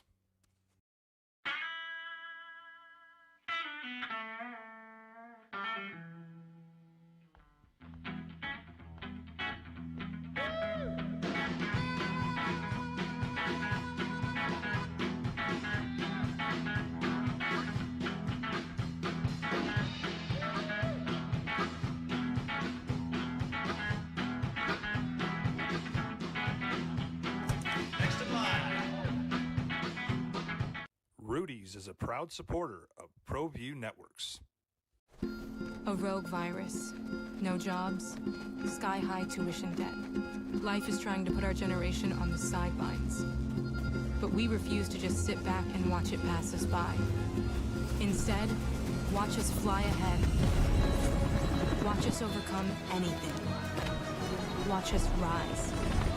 Watch us change our world. Watch us become the next greatest generation. Calling all football players, are you looking to develop your skills this season? It's never too late or too early to put in the work. Coach Carl Barrere and the Air Barrere program at 8 Grady's Performance Center provide comprehensive position training for aspiring football players at all levels. Whether you're looking to increase your speed, gain strength, or hone your skill, we train all positions with a team of experienced coaches who know what it takes to succeed at all levels from Yaffle to college. Check us out at 8gradys.com to learn more and sign up for training today. Jackson Compaction wants to help you keep your green. And keep the community green as well. Jackson Compaction has worked hard to maintain the same prices since day one. Always easy and painless trash removal with professional crews and quality service. If it's non-hazardous waste, debris, or trash on your land, leave it to us. At Jackson Compaction, we're dedicated to ensuring the conservation of our environment. You trash it, we smash it. Jackson Compaction, we've earned a reputation for great results. Hi, I'm Staff Sergeant Hayes. I'm with the New Mexico Army National Guard, and I'm from Tucson, Arizona. Hi, I'm Staff Sergeant Greg Martinez. I'm with the New Mexico Army National Guard, and I'm from Santa Fe, New Mexico. Hi, I'm Marilena Fernandez. I'm with the New Mexico Army National Guard, and I'm from Santa Fe, New Mexico. The New Mexico Army National Guard is a proud supporter of New Mexico high school athletics.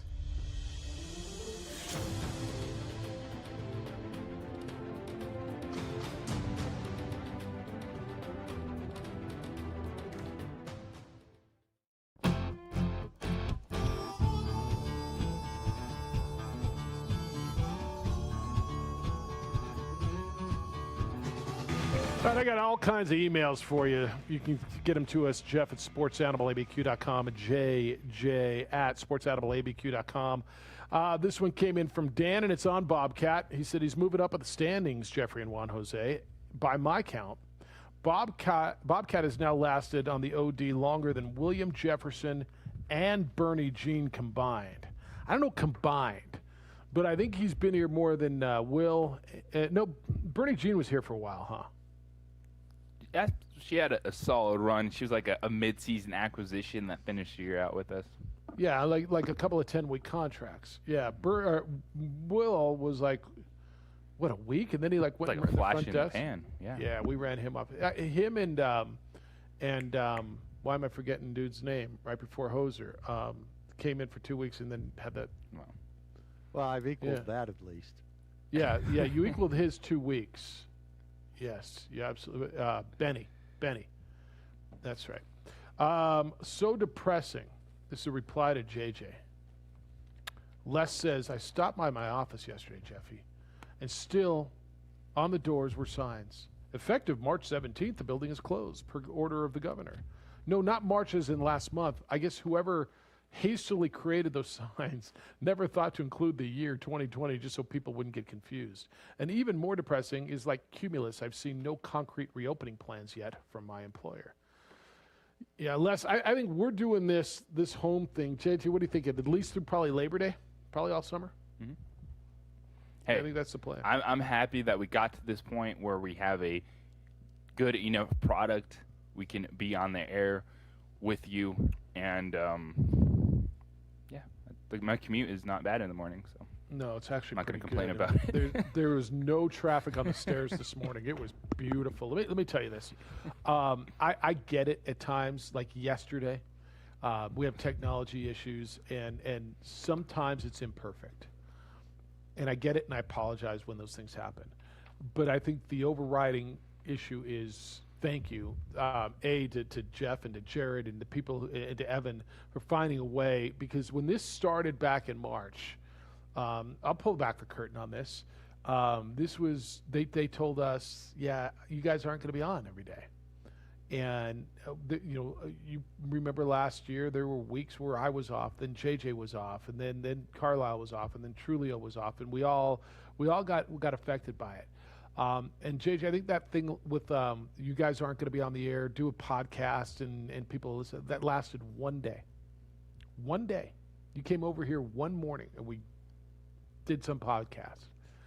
And then they found a way to get us to do the show live together. We went down to my office every day for a couple of weeks. And then they found the resources to get us each equipment. And not just you and me, but this is for TJ and for Bob and for Darren and the guys over on News Radio as well. Now, I know Eric still comes in. I think Brandon goes in every day because he's producing Bob or TJ's show, and so then he goes over. But to be able to go basically uninterrupted, to be able to put this product on the air basically uninterrupted. I think we missed one day live, JJ. That was like at the very beginning.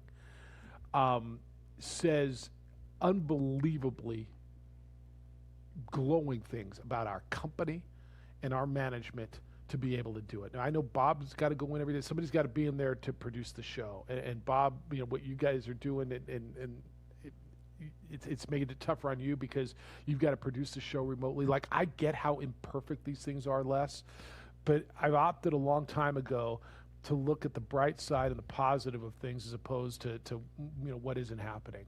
And the fact that, JJ, I look back at the content that we've had over the year, there were 6 months where there were no sports, and we did sports talk radio.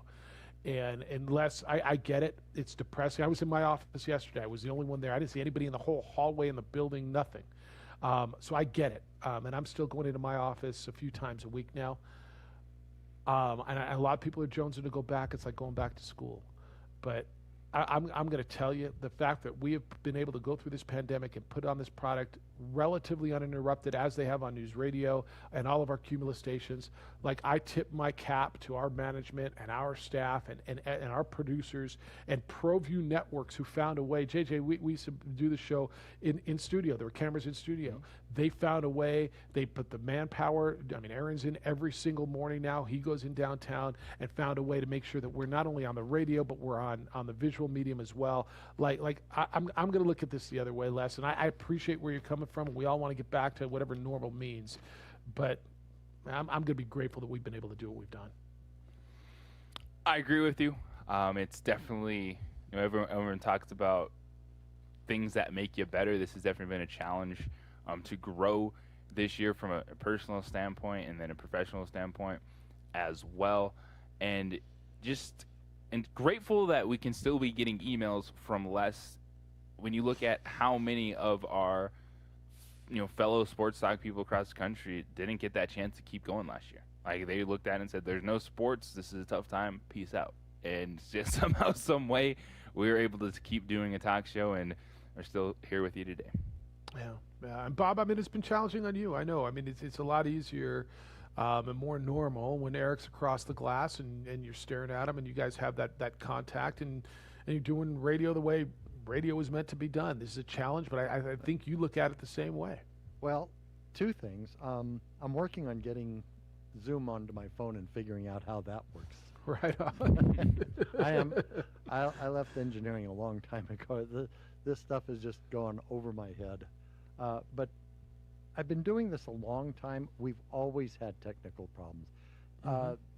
When I was producing Lobo football 20 years ago, somebody to unplug Mike's equipment, it just goes dead, or something like that. So we've always had technical problems. It's just the nature of the beast. So Tuesday was no big deal. We just did it by phone. We did. We did it. Yeah. That's the name of the game. I'll tell you what, it's actually, to JJ's point, to find the positives. Yeah. A year ago, I probably I can't do the show sitting on that and you weren't here. Yeah, you were Friday. A year ago, I can't do the show sitting on the patio in Indian Rocks Beach, Florida, and it sounds just like it sounds today, right? A year ago, we didn't have that equipment. I'm sure the technology was there, but we weren't prepared to do it. And now, because I would have had to find a station somewhere in Tampa. And JJ, how many trips have I gone on where I've had to go find a radio station in D.C. or in Dallas or in Boise or in Reno or in Vegas or wherever? And now I'm going to bring my laptop and I'm going to bring this headset and I can do these shows from, assuming we start traveling again. And by the way, I'm traveling again in 2 weeks. I'll be able to do the show from my brother's garage in L.A. or in Huntington Beach or whatever, right? So I'm gonna find a way to look at the positives on this. I think we've all gotten better, Bob. I think we've all learned a lot, and you realize what we can do when we need to do it. I say this about parenting all the time. People say I can't do that. Yeah, you can. It's amazing what we do when we have to do it, right? Kind of went that way with radio this year too. Yeah, absolutely. And I will say, thank you for wanting to do the show when you're on a beach in Florida. That's much appreciated because I don't know if many people would actually want to do that. And for caring about us, and we will continue to be here for you. And that's what it's all about, folks. You listening, us doing this. And Jeff? Yes. During this past year, even if you had been able to find a station, would they have let you in with all the that's a great restrictions? Great point. Yeah, and the answer is most likely no. Yeah, So the technology was there a year ago. It just had to get ramped up for how many radio stations in the United States? And become accessible. Yeah. No, I think that's a great point. I mean, how many people when you heard Zoom 13 months ago? What did that mean to you? And now it's just part of your right. And now it's a verb. Now it's a verb that we use all the time. I'm gonna, I zoomed him, or I'm gonna, we do it all the time. So and JJ, your point's not wrong. The biggest piece has been our listeners, like through this whole thing. And Les, I know I've taken your email and gone a way different way, but the content on this radio show over the last 13 months, I have been so proud of. And I know you don't. You're not on board with me. You don't, and that's good. I think that's great. You don't agree with everything JJ or I say, and that's the beauty of this. But we have had so much good, diverse, strong conversation about real topics, and some, whether it was what's your favorite candy to the social issues. Got to balance it all out, right? But Bob, there was a day during football season. It was the day before Thanksgiving, and the topic got into. By the way, do you like Jolly Ranchers or do you like candy corn? Believe it or not, I'm not a real candy guy. I like Hershey's chocolates. All right. So, all right. But if I had to pick, I would probably have to go with the candy corn because I just don't remember Jolly Rancher. Boom! Candy Corn Nation, stand up. So we had this whole conversation, and Danny Gonzalez was with the football team in Vegas. He was in the gym riding the bike, listening to our show, and he texted in what he said. And then we had Paul Weir on from Texas that day, texted him back, and Chris Jans down in Arizona. So we were in Arizona, Vegas, and Texas. The coaches were listening and contributing and candy conference. It was just one of those days where it's like, wow, this is really cool. All the way through the social stuff we've had. And super late for break. Yeah, we got a break. The answer, it's just a long way of saying, man, Then Les charge us up. Thanks for doing this because the conversation over the last 13 months has been spectacular. It's the opening drive on 95.9 FM at AM 670 Sports Animal.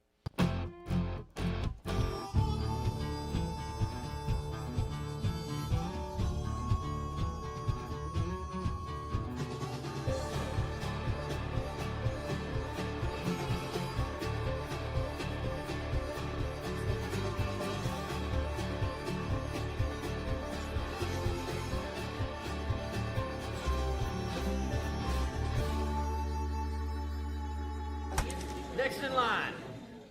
Rudy's is a proud supporter of ProView Networks.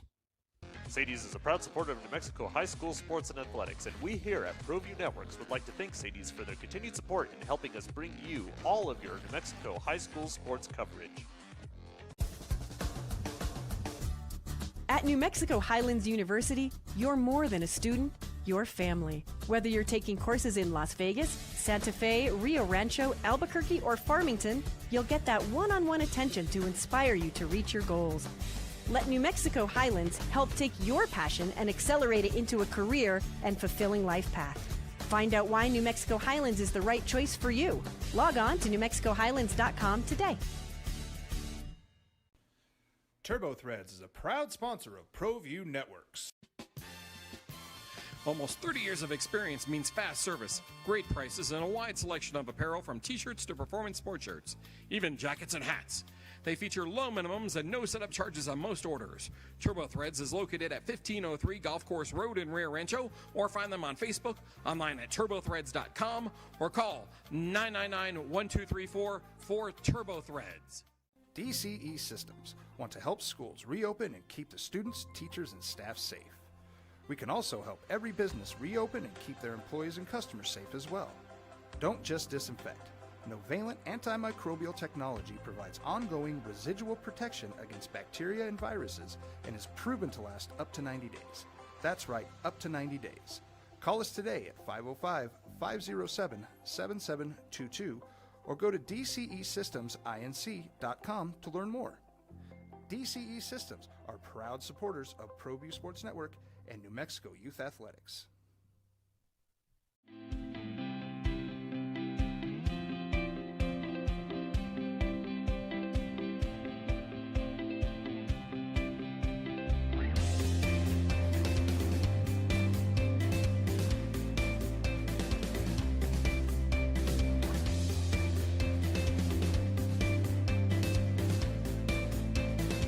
Plan your adventure at WNMU.edu. Extreme Clean is a proud sponsor and supporter of ProView Networks and all high school sports athletics. Owner Mike McLean and Extreme Clean specialize in carpet cleaning for apartment, realty, business, and residential clients. With over 20 years experience, attention to detail and quality customer service matters. For more information, give them a call, 505-221-6440, Extreme Clean. Here at Legacy, we are here to disciple people by helping them connect with God, grow in relationships, and live generously.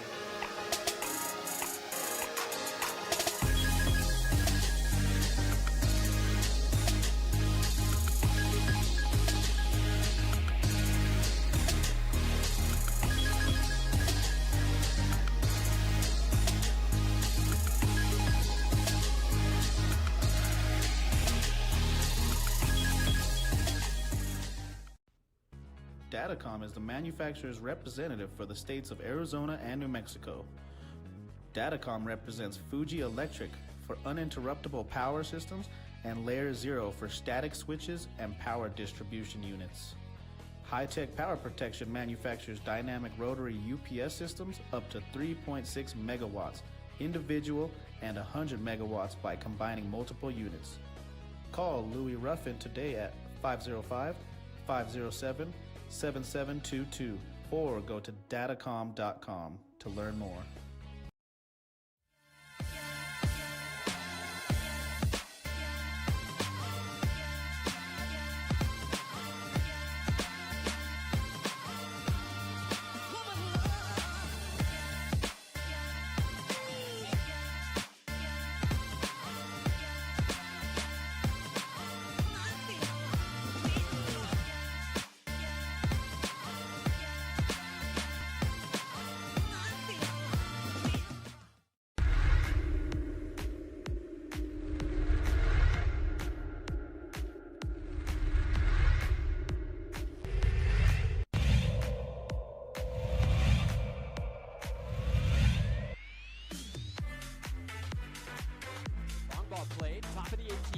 Morgan's there, one-on-one with the keeper, and that opens the scoring. Rachel Morgan, the senior, finds the back of the net, and it's 1-0 St. Mike's.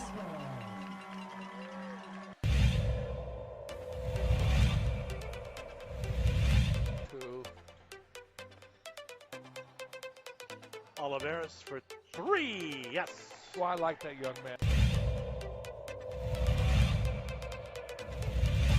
Good transition opportunity for the Bulldogs. Deep three's up, and it's good by number 11, Annika Reed. Your candy corn column. Grady emailed Candy Corn Nation with 3 exclamation marks. That Wildcat dude is all right. Candy Corn Nation, mount up. GB. He's already voted. You don't get none more your waxy, sugary crap candy. And he just said, if you, what did you say, Bob? If you like that, if you made me pick between that kind of crap, or what did you say? I said if you wanted something that nasty. Yeah, that's right. Same thing. If you wanted something that nasty. If I get, well, never mind. All right, 2-4. We're not going there. We're not doing it. But remember, you made me pick. No, I understand. It was kind of like Paul Weir, right? Weir was like, so Weir hadn't responded, and we're like, somebody said, I think I said, he's going to be non-committal on this. He's not going to pick. And sure enough, he came back, I don't really like either. And Danny Gonzalez was listening on his exercise bike in Arizona and sent him a text, come on, none of this non-committal crap. You got to pick something. And he came back with pink Starburst. And then he said Jolly Rancher if I have to pick. Yeah. All right. I got one. Wow, this is interesting. This might be a bat signal. I'm not sure. Bad Street says Lancer no longer the OD answer, Jeff? Did Loopy take Michael leaving so hard he went into hiding? Are we going to have to take a roadie to the Sizzler and Gallop and bring him back to the OD? It's from Bad Street. He's kind of gone the way of Armando for a while, huh? It's entirely possible. Yeah. I don't know where he is. This one is from Richard. He says, JJ's Rockies are already 6 lengths back, Jeff, and no other team in Major League Baseball is that far from first place. Is the season in Denver going to be over before Albuquerque's baseball team even takes the court? The answer is... It was over before it even started, Richard. Don't know what the daily dose of pouring salt into my eyes about the Rockies is all about, but I've never been trying to sell you a false bill of goods. It's the Dodgers. It's the Padres spending billions of dollars trying to run them down, and it's the Rockies paying millions of dollars for other teams to take their best player. Here, you want Nolan Arenado? We'll pay you $50 million to take him. 7-0 last night. Trevor Bauer was really good. Man, I was watching some of that. Someone check the balls.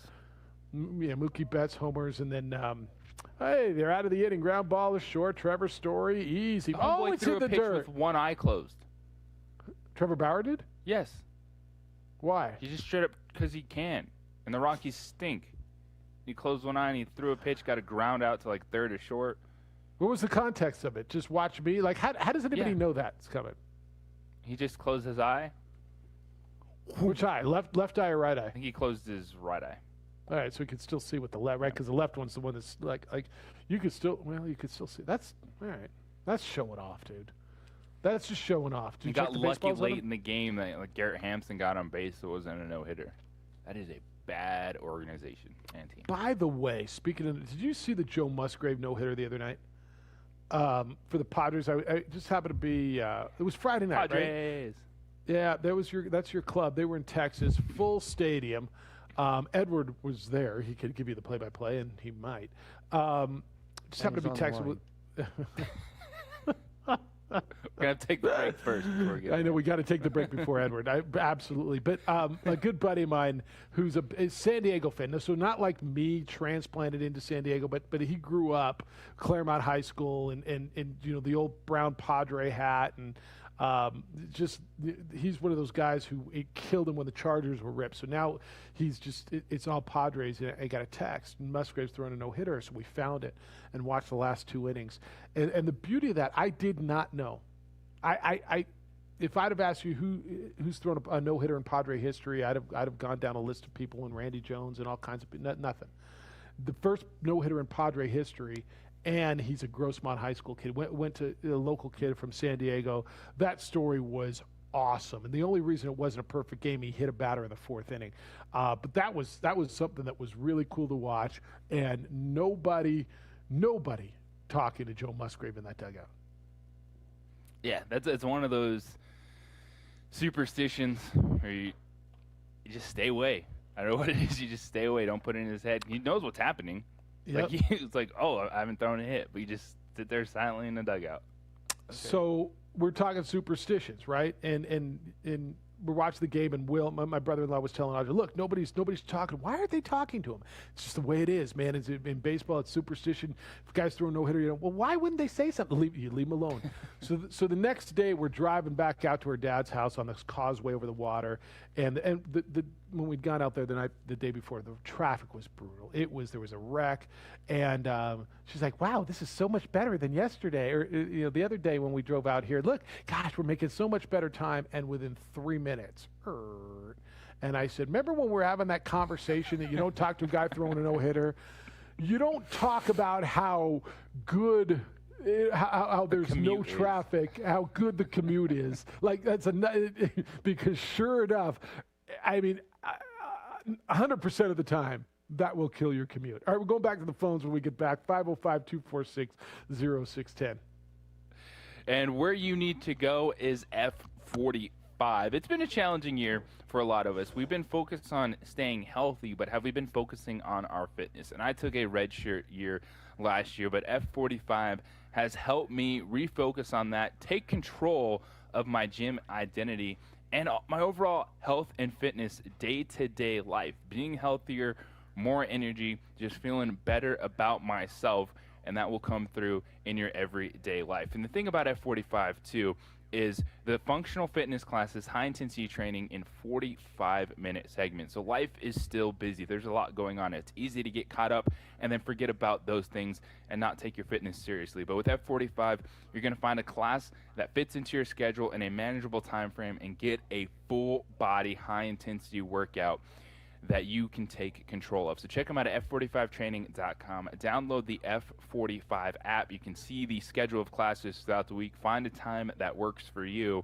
Book it and get on in there. And through the app, you can sign up for your 7-day free trial. So if you're a little unsure of what it's going to be like, sign up for the 7-day free trial, because once you get into the gym, you're really going to like it. With everything I've got going on, the Saturday and Sunday classes come in clutch to keep me focused and motivated and pushing through my week. It's a new challenge every day with the classes. There's a certified trainer on site to help motivate and modify if needed. The atmosphere is great, and with no wasted time in the workouts. Your sets, you don't do them and then sit around for a few minutes. It's boom, 10, 15-second rest set, maybe 30 seconds in between the stations. You're going to be able to focus on getting the best out of the time you spend. No wasted time at F45. So check them out at f45training.com. Download the F45 app to sign up for your 7-day free trial. Team training, life-changing. I'll see you at F45.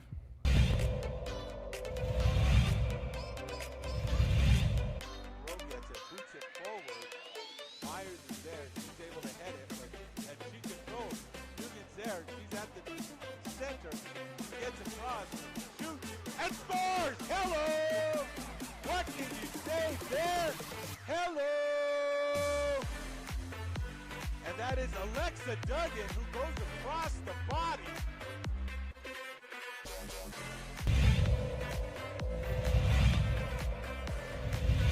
There. Gonzalez going to get all the way to the basket here off the window with the extra kiss, and it's good for Gonzalez.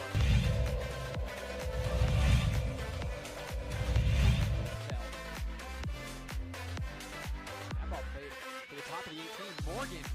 Nice turn. Morgan, left-footed shot. Morgan! 3-0. And that is a brace for Rachel Morgan, the senior from St. Michael's.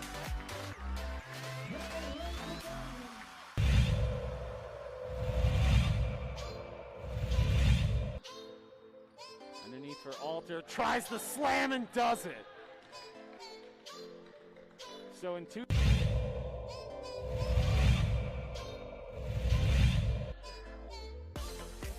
comes the pressure. Hasbury takes it away and sends it in.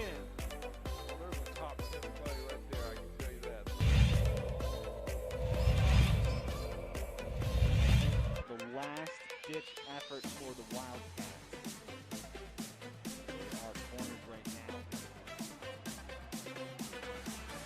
Ball goal! It's the long goal from Contreras! Holy cow! Luke Contreras absolutely launched that ball.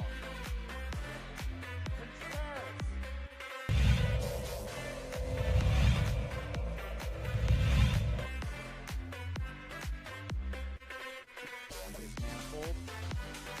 And Kumar takes the shot, and that is it!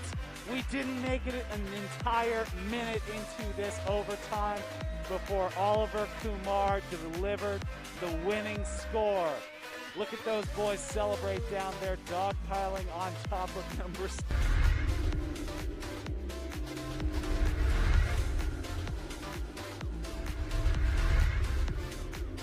Don't sacrifice quality of flavor when you're in a hurry. Golden Pride offers ribs, fried chicken, green and red chili breakfast burritos, and Frontier Cinnabons. 4 great locations, or visit us online at goldenpride@abq.com. Golden Pride Barbecue Chicken and Ribs, proud supporter of ProView Sports Network. Well, I'm going to the frontier, walking to the cashier, order up a root beer and a number 1. Cover it with green stuff, 1 scoop is not enough. Find a booth is real tough, back by the Duke. Meet my family, meet my friends in the quirkiest restaurant I have ever been. All of Albuquerque's favorite spot, it's the Frontier Restaurant. The Frontier Restaurant is a proud supporter of ProView Networks. Are you sure we're supposed to be doing this? Don't worry, I've watched him do it 1,000 times. Come on, what's the worst that can happen? No! Bad dog! Hi, welcome to Car Crafters. What happened? Don't worry, we'll make it like it never happened. Car Crafters, it's like it never happened. Car Crafters is a proud supporter of ProView Networks.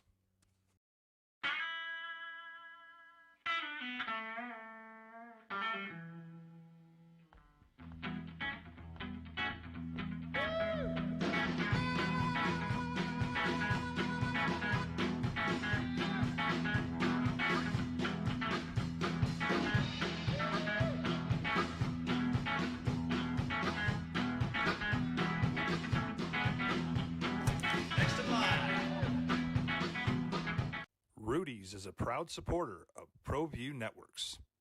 A rogue virus. No jobs. Sky-high tuition debt.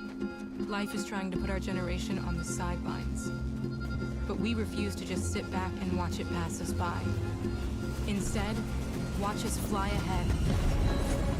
Watch us overcome anything. Watch us rise. Watch us change our world. Watch us become the next greatest generation. Calling all football players, are you looking to develop your skills this season? It's never too late or too early to put in the work. Coach Carl Barrere and the Air Barrere program at 8 Grady's Performance Center provide comprehensive position training for aspiring football players at all levels. Whether you're looking to increase your speed, gain strength, or hone your skill, we train all positions with a team of experienced coaches who know what it takes to succeed at all levels from Yaffle to college. Check us out at 8gradys.com to learn more and sign up for training today. Jackson Compaction wants to help you keep your green and keep the community green as well. Jackson Compaction has worked hard to maintain the same prices since day one. Always easy and painless trash removal with professional crews and quality service. If it's non-hazardous waste, debris, or trash on your land, leave it to us. At Jackson Compaction, we're dedicated to ensuring the conservation of our environment. You trash it, we smash it. Jackson Compaction, we've earned a reputation for great results. Hi, I'm Staff Sergeant Hayes. I'm with the New Mexico Army National Guard, and I'm from Tucson, Arizona. Hi, I'm Staff Sergeant Greg Martinez. I'm with the New Mexico Army National Guard, and I'm from Santa Fe, New Mexico. Hi, I'm Marilena Fernandez. I'm with the New Mexico Army National Guard, and I'm from Santa Fe, New Mexico. The New Mexico Army National Guard is a proud supporter of New Mexico high school athletics.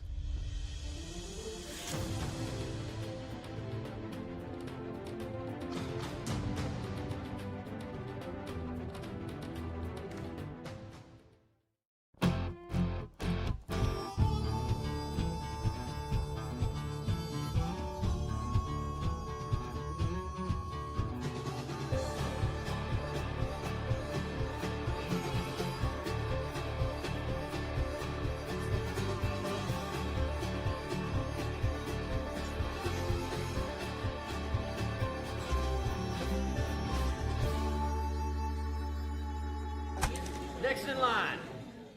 It's breaking the history of radio, and that's saying something on this. And go back to it. 505-246-0610. Jeff Siembieda and JJ Buck. Edward, thanks for holding through that. Good day, sir. You know, that was a long, handsome break, but it gave me time to kind of rearrange my thought process. Let me say, there's a few things I want to share with you. One, that call from the gentleman who graduated from UTEP, that was a stellar call. He laid out things perfectly, removed emotion from the decision-making process, gave some facts, some strong opinion. I don't have his name committed to memory, but that was a strong call. I think it was Tim, was it? Vince. Call back in frequently. That was awesome. You know, the baseball game, let me tell you how serendipitous life is. And there's not a single ounce of embellishment in this story. We're walking in, right? By the way, they built the Stellar Stadium right next to the old stadium, which is still incredible. It's just that it's open roof, the old stadium. And during the summer games, there was complaints that it's just too hot to attend games, so they built a phenomenal air-conditioned stadium right next to it. So I asked people, what are they going to do with this thing? And they're like, well, they play high school sport, club games, soccer, you know. Football. But it's just, it's just incredible. Plus, I think they do it to just stimulate the economy. So we walk in, and part of the baseball experience, and I don't go to a lot of games. I usually try to hit Red Sox games about every third year. But just the conversations with people and sitting next to the people, you know, we had phenomenal seats. I told my son, just get on and get something along the first base line. I think we paid $26, $27, and we had incredible seats. And we're talking to the people behind, you know, the season ticket holders. The guys grew up in Deming, New Mexico. So we talked about Hatch Green Chili and, you know, the Black Mountain Range, going through that Silver City area. And it's just a lot of fun. And then the guy behind me, you know, brings his girlfriend, and we have great conversation. But walking into the stadium, they have this baseball glove. So I tell the people behind me, hey, can you just snap a picture of my son and I? So he takes a picture, and we shake hands, and I'm wearing my Tyler Hero jersey, and they comment on it. I kid you not, guys. 3 or 4 days later, when we're traveling back, I'm in the airport. My son's a federal employee, so he goes through auto check. Didn't have to do anything. And this guy stops me, and he's like, hey, were you at the baseball game the other night? And I'm like, yeah. And he's like, yeah, we took your picture. And I'm like, how in the world, in an area of a metroplex area of 7 million people, do you recognize somebody? And he's like, I don't know, man. I just recognized you. And I'm like, that's the power of the crusher. That's the moral of this story. That's the moral of the story. I took a picture with him, and I just found it to be funny. But let me say this. As people poured out, we were about the 5th or 6th inning, and the guys around me are like, this guy's pitching a no-hitter. And, you know, you get caught up into the noise of the game, and the sounds of the game. And sure enough, that guy threw a no-hitter, and it was incredible. As people pour out of the stadium, they built a club called Texas Live. It's basically a series of bars, and it's just amazing, the energy. And I just visioned Albuquerque at some point, and it might be a quarter century from now, but we might have something like that where all creeds, all demographics, just out there having a blast. And we sat at the bar, and the waitress was like, have you guys ever been here before? And we're like, no, we're not from here. And she's like, this place is about to get lit. And it was bumping. But I thought I'd share that story with you. COVID's not there either. Hey, briefly, I've been talking about James Sweetpea White, who I thought the Buccaneers should sign. Guess who they picked up last week? Giovanni Bernard, whose specialty is, from the Cincinnati Bengals, catching the ball out of the backfield. It's going to be he's going to be such a significant part of their offense this year. And then last point briefly, you talked about 6 months of no content. You guys had your show. Gentlemen, I'm going to tell you, I've had more than a few people tell me that you guys get them through tough times in their day, through tough times in their life, and just getting on and having the ability to kind of talk to you as friends and share our thoughts and opinions. I've had, like I say, more than probably half a dozen, maybe a dozen people say that kind of got me through some very difficult times in my life. So thanks, man. Again, zero Appreciate that. there. Thank you, Edward. A lot there. We're out of time. Got another hour to talk about that. I want to talk about going to a no-hitter and experiences like that, too, and appreciate the kind words. It's the opening drive at 95.9 FM and AM 610 Sports Animal. Supporter of ProView Networks. Sadie's is a proud supporter of New Mexico high school sports and athletics, and we here at ProView Networks would like to thank Sadie's for their continued support in helping us bring you all of your New Mexico high school sports coverage. At New Mexico Highlands University, you're more than a student, you're family. Whether you're taking courses in Las Vegas, Santa Fe, Rio Rancho, Albuquerque, or Farmington, you'll get that one-on-one attention to inspire you to reach your goals. Let New Mexico Highlands help take your passion and accelerate it into a career and fulfilling life path. Find out why New Mexico Highlands is the right choice for you.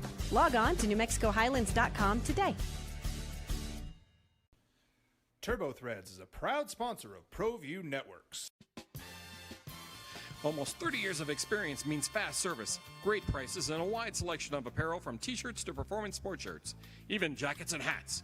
They feature low minimums and no setup charges on most orders. TurboThreads is located at 1503 Golf Course Road in Rio Rancho, or find them on Facebook, online at turbothreads.com, or call 999-1234 for TurboThreads. DCE Systems want to help schools reopen and keep the students, teachers, and staff safe. We can also help every business reopen and keep their employees and customers safe as well. Don't just disinfect.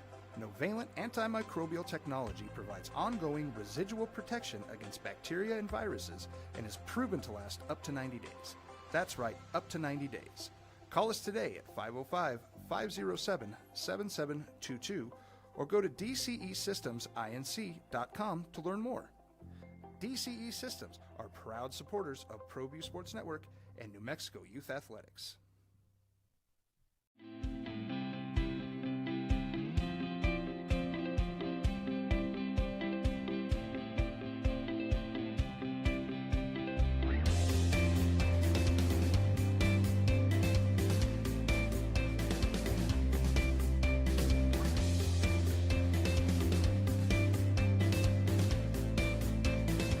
Plan your adventure at WNMU.edu.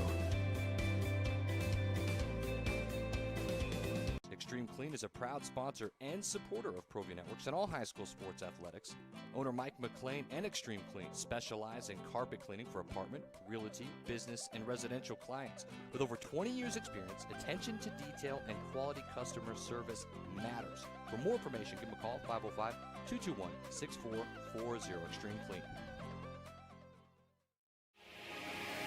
Here at Legacy, we are here to disciple people by helping them connect with God, grow in relationships, and live generously.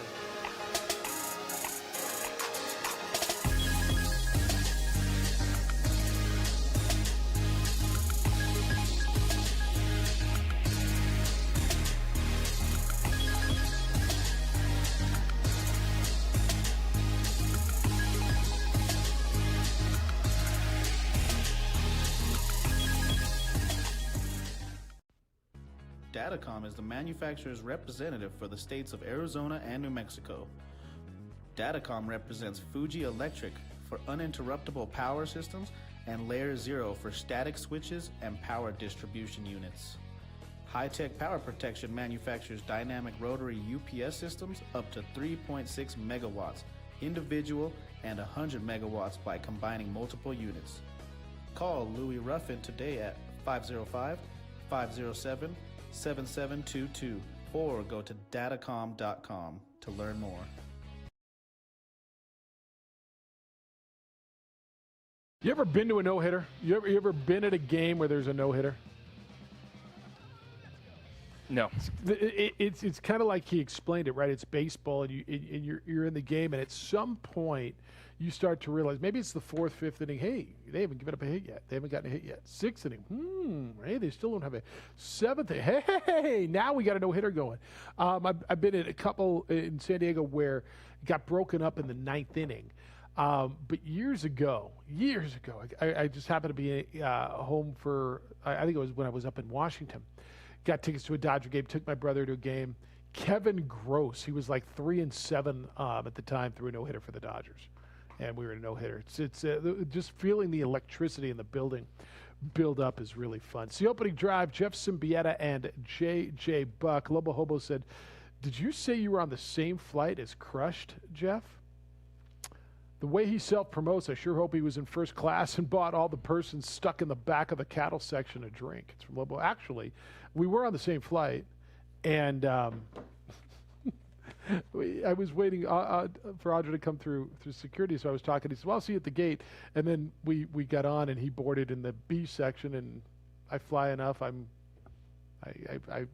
boarded earlier, and he's like, hey, how'd you get in front of us? He saw us on the plane. It's like, deuces. Thought that worked. All right. What'd you get out of that? Out of the third segment? Yeah. We need a club to go to after games? He feels, someone realized that he was handsome enough to remember seeing him twice. Oh, that's exactly the story. That's exactly right. So it's exactly, the guy who took the picture. You're incredibly handsome. All right, Hondo says, ironic thing, Jeffrey the referee, is I'm super maxed out on vacation, he said. Haven't taken any days off of the last year because why burn vacation if I'm just sitting at home in a closed state? So if New Mexico does reopen, first thing I need to do is take a long vacation to keep from losing the time. He says, did you hear that Bob Clark lost power at his house yesterday? Fortunately, it happened in the last segment of his show, so the producer and Candy Cruz were able to stumble through. If it hadn't been earlier in the show, Bobcat might have been called over to emergency host, and the OD would have gone on without someone to push the buttons. How would they have worked that, Bob? Would they have gone to the bullpen, pulled you over to the main show, and left us sitting there rudderless? I'll tell you this. I am prepared. I have got a humor file here at the station. I can just just jokes. Really? One-liners. I could go for 3-4 hours just reading that. So if we go dark and you've got to get this thing, you go into your file and you're just going to say two guys walk into a bar, but that's about the size of it. Yeah. But no, I hadn't even heard that when I said goodbye to Francina, the producer over there at 10:15 or so. She didn't say anything about it, so. All right. They got through it. They're pros over there. Yes, they is. All right, 246-0610, 888-922-0610. Masters ratings were in. The final day of the Masters, JJ, was down quite a bit. And I know this is where people go, see, nobody cares. Easy. But the final day of the Masters was down its lowest, 9.5 million. So it's lowest in a traditional Masters since 1993. Now, that said, it was up 70% over the November Masters, which was up against the NFL. It's interesting. You didn't have a lot of the big names. You had Hideki, and you had Xander Schauffele, and I guess Jordan Spieth was there. But even the non-Tiger big names, you didn't have a lot of them there. Let me put this in a little context for you before you sit there and come and see. Nobody gives a damn. The Golf Channel did report that their coverage live for the Masters was the most watched daily Masters preview programming on any network from for that week. Averaged 437,000 viewers for the full week, and it went up to over 630,000 late in the week. So their numbers were up. So I always caution you to jump one way or the other when you hear about ratings being up or down. It tells the story of that year, but I don't think it tells trends. Yeah, and there just wasn't a lot of drama, and sometimes that happens, and it's okay. Yeah. Hideki Matsuyama did his job on Saturday to give him that buffer to where he didn't have to play a great Sunday. He could make a mistake here or there and still hold on at the end as he did. And the pressure came Xander Schauffele when it got to 16. Instead of just trying to keep pace, he swung for the fences and he missed. Yeah, you miss all the shots you don't take, though, JJ. Yeah. I mean, he swung with the fences and tried to win the golf tournament. At some point in time, you have to. You're down to the final 3 holes. You see the lead that Hideki has. You got to go for something crazy. Unfortunately, they got him. Yeah, it was interesting. When you had Noda on Monday, what was his overriding sentiment of the Masters? I mean, it wasn't the best ever, but was it a good to be back and have patrons? I mean, what did he? I wish I would have heard him. I think he was just. What it meant for Hideki to win it, I think, really resonated with Noda. and he did bring up all the things we're going through, and the unfortunately the hate we've seen spewed towards Asians in this country, and just the moment it meant from start to finish for that tournament. I think that really resonated with Noda, and just especially the game of golf globally, and just the journey that Matsuyama was on. Going from winning his way into being the low amateur 10 years ago to now putting on the green jacket as Masters champion. Yeah, and he is one of the best in the world, and he's not one of the guys that you talk about because A, he had not won a Masters or a major before that, and B, he's just not one of the flashy young Americans. And you're going to go, well, Jeff Flaherty, what does that even mean? Well, I mean, go watch some of this. If it's like anything else, right? It's like what's your guy from the Timberwolves who didn't know anything about baseball? Do you know who Alex Rodriguez was? If it's not your game, Anthony you're not gonna Edwards. know it. Yeah, Anthony. But if it's your game, he knows every basketball player. If it's your game, then you realize that there's a lot of exciting young players out there, and some of them were up near the top. I mean, Spieth was, and Xander was, but so was this young man, and Hideki Matsuyama was terrific, and he wins it. All right, we're going to get, so what are we, a week away, a week and a half away? What's today's date, 13, 14, what's today's date, 14? So 2 weeks away from the draft, the NFL draft. This is about when I start to listen. Like there's been, and I've heard things, to say I don't listen before, it would be erroneous. But now, okay, because there's just the constant, and I get it, it's the NFL. And I know you're into it. You listen more than me. You watch the Underwear Olympics and the combines and all that stuff. But do you feel now? I missed it. You missed the Underwear Olympics this year? Why? It's just, I love the knowledge you can get. Just listening to people talk about the process, breaking them down. A dude running 40 yards in leggings is not going to decide if he's a good football player or not, but it's just the information overall you can get just from the talking heads that study the tape. I enjoy it. All right. So do you think most of this is set by now? Or does the draft start at 4? Is that you've got number 1 going to Jacksonville? It's going to be Trevor Lawrence. Number 2 is the Jets. By every account, it's going to be Zach Wilson of BYU.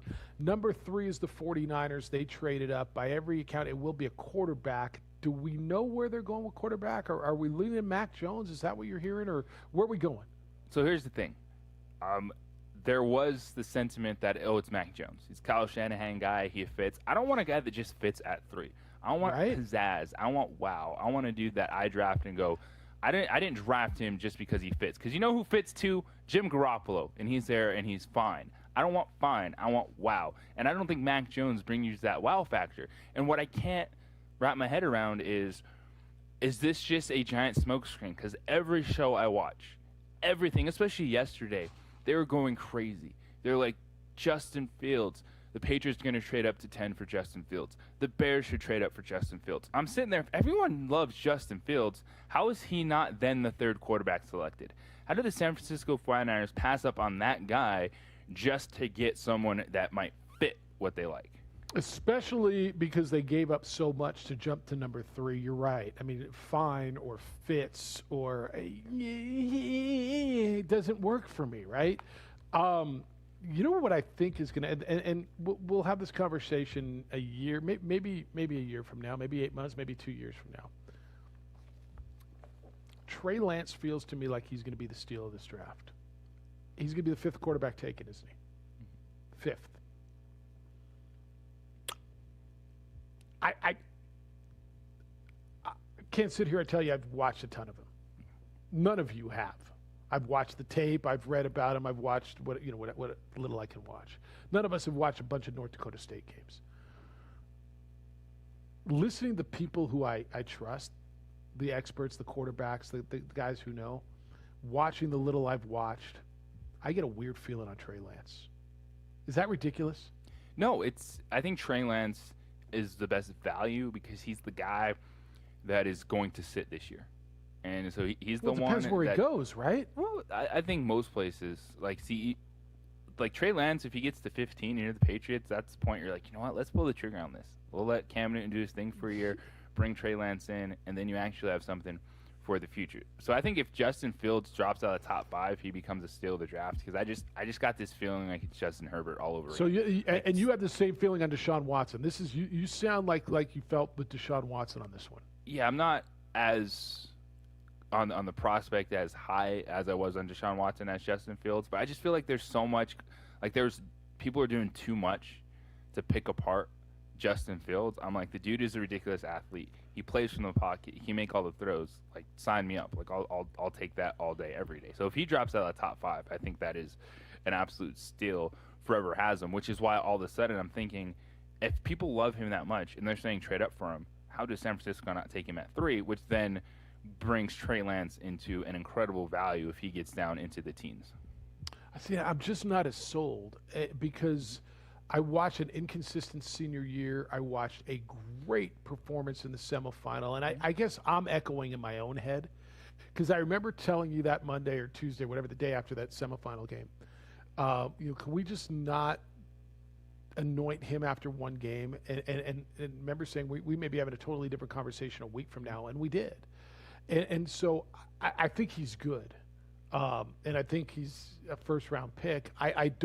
I'm not as sold as you are. It won't surprise me if he's good, but it won't surprise me if he's average. Yeah, and that's the draft, right? That's the inexact science of this all. Outside of Trevor Lawrence, even Zach Wilson's not a shoo-in. Just because the Jets like Zach Wilson, that doesn't mean anything. Like, the one guy I think we all can agree that we would be surprised if he's actually not good is Trevor Lawrence. Yeah. Other than that, yes, it's an incredibly up in the air. But I love everything that Justin Fields brings. Like, I think Mac Jones can be fine, but I don't want fine at 3. Like, I'm not drafting to be fine. I want to be wowed, and I think Justin Fields has that ability. He can bring that to the table. And so it would seem like the draft would start at 4, but I think San Francisco is much more 50-50 on those two guys. Fields, I believe, is having his second pro day. I believe it's today or tomorrow, and the 49ers are going to be in attendance, so they're still taking this to the very end. Because if it goes Lawrence, Wilson, Fields, then I think Mac Jones and Trey Lance actually sit there for a little while, and I don't think that there's then this run on people wanting to trade up for Mac Jones, and so I think it kind of everything resets. You get your top wide receivers, your top linemen off the board, the next picks. All right, we got to take this break. I want to have a conversation about that if it goes that way, because then what? There's Atlanta at 4. The Broncos come into play now. The Patriots come into play now. And where is too high to get, whether it's Lance or Trevor Lance or Mac Jones? 505-246-0610 is how to get to us. Aaron's producing for you. You can watch the program on the Facebook or ProViewNetworks.com. On our Facebook, it's The OD in the AM. Bobcat will take your calls at 505-246-0610. Glad you're with us on the opening drive on 95.9 FM and AM 610, the Sports Animal.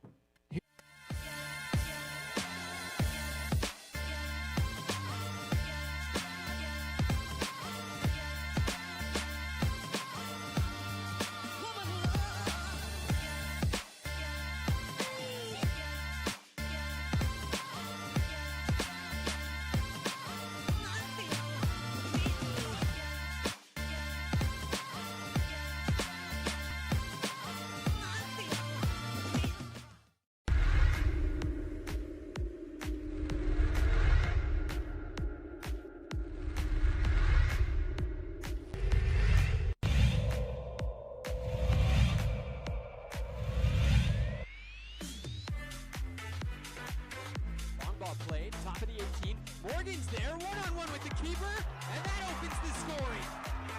Rachel Morgan, the senior, finds the back of the net, and it's 1-0 St. Mike's.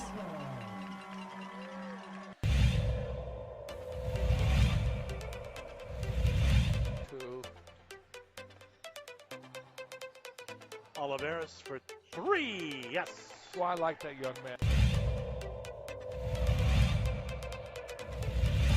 Good transition opportunity for the Bulldogs. Deep three's up, and it's good by number 11, Annika Reed.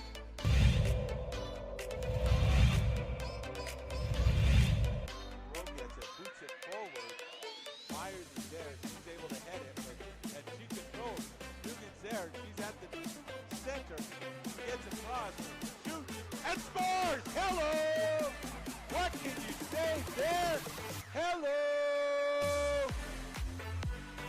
That is Alexa Duggan, who goes across the body.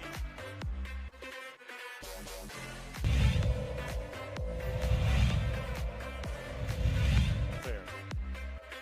Gonzalez going to get all the way to the basket here off the window with the extra kiss, and it's good for Gonzalez.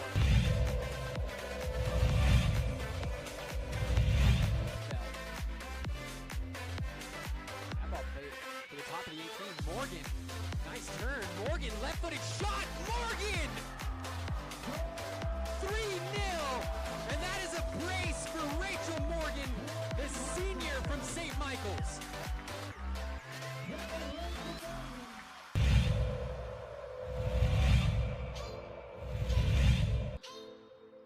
Underneath for Alter, tries the slam and does it. So in History, 1917. What was his first name? Sakate? Kevin? No, that's his last name. Ed is his first name. Ed Sakate. Ed is his first name. No hit for the White Sox. Yes, no hit. Who is it? White the Sox Cleveland against Browns. St. Louis Browns. St. Louis 11-0. Browns. Beautiful, beautiful. On this day in sports history. All right, it's the opening drive. Thank you for that, Jeff JJ. Aaron's producing on the TV side, Bobcat on the radio side. We're talking draft, and I'm looking. Bruce Arians, the Buccaneers. They have a pretty good quarterback. They just won the Super Bowl. Their quarterback is Thomas Edward Patrick Brady. He's pretty good, but they're talking. They may pick a quarterback in the first round if there's somebody there. We'll see. I think that might be a little hyperbole, but then we may eat Jolly Ranchers today, or we may eat candy corn, or okay, there's a lot of things we may do.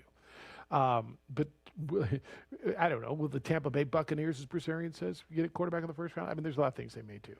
If Justin Fields goes 3 to the 49ers, so that would mean Trevor Lawrence, Zach Wilson, Justin Fields are off the board. What does that do? JJ, at what point is it worth taking a quarterback in round one? Whether it's Lance, whether it's Jones, you're the Cowboys, you're the Broncos, you're the Patriots, and to me those are the teams most in need. I think it's really intriguing to me because Atlanta sits at number 3. I'm sorry, it sits at number 4. And Atlanta, to me, is one of those teams that should probably be looking quarterback. Now, is it their most pressing need? It probably is not their most pressing need. But who is worth it? How high is it worth for a team to jump up? Because I'm looking, the Panthers got their guy. So the next team on the board is your team at number 9 that needs a quarterback after Atlanta. Do the Broncos go up to 4? To get who? Who's it worth? No, because if they wait till somebody slides? If it's not Justin Fields, you wait to see if one of those guys slides. Well, one of those guys will slide you. I'm not, just as I sit here right now, Mac Jones over Drew Lock, no thank you. I'll take Drew Lock. Again, Trey Lance, if you're able to trade back, I think if you can get Trey Lance in the teens, that's better value. Would you take either one at 9? What about at 9, where you sit? No.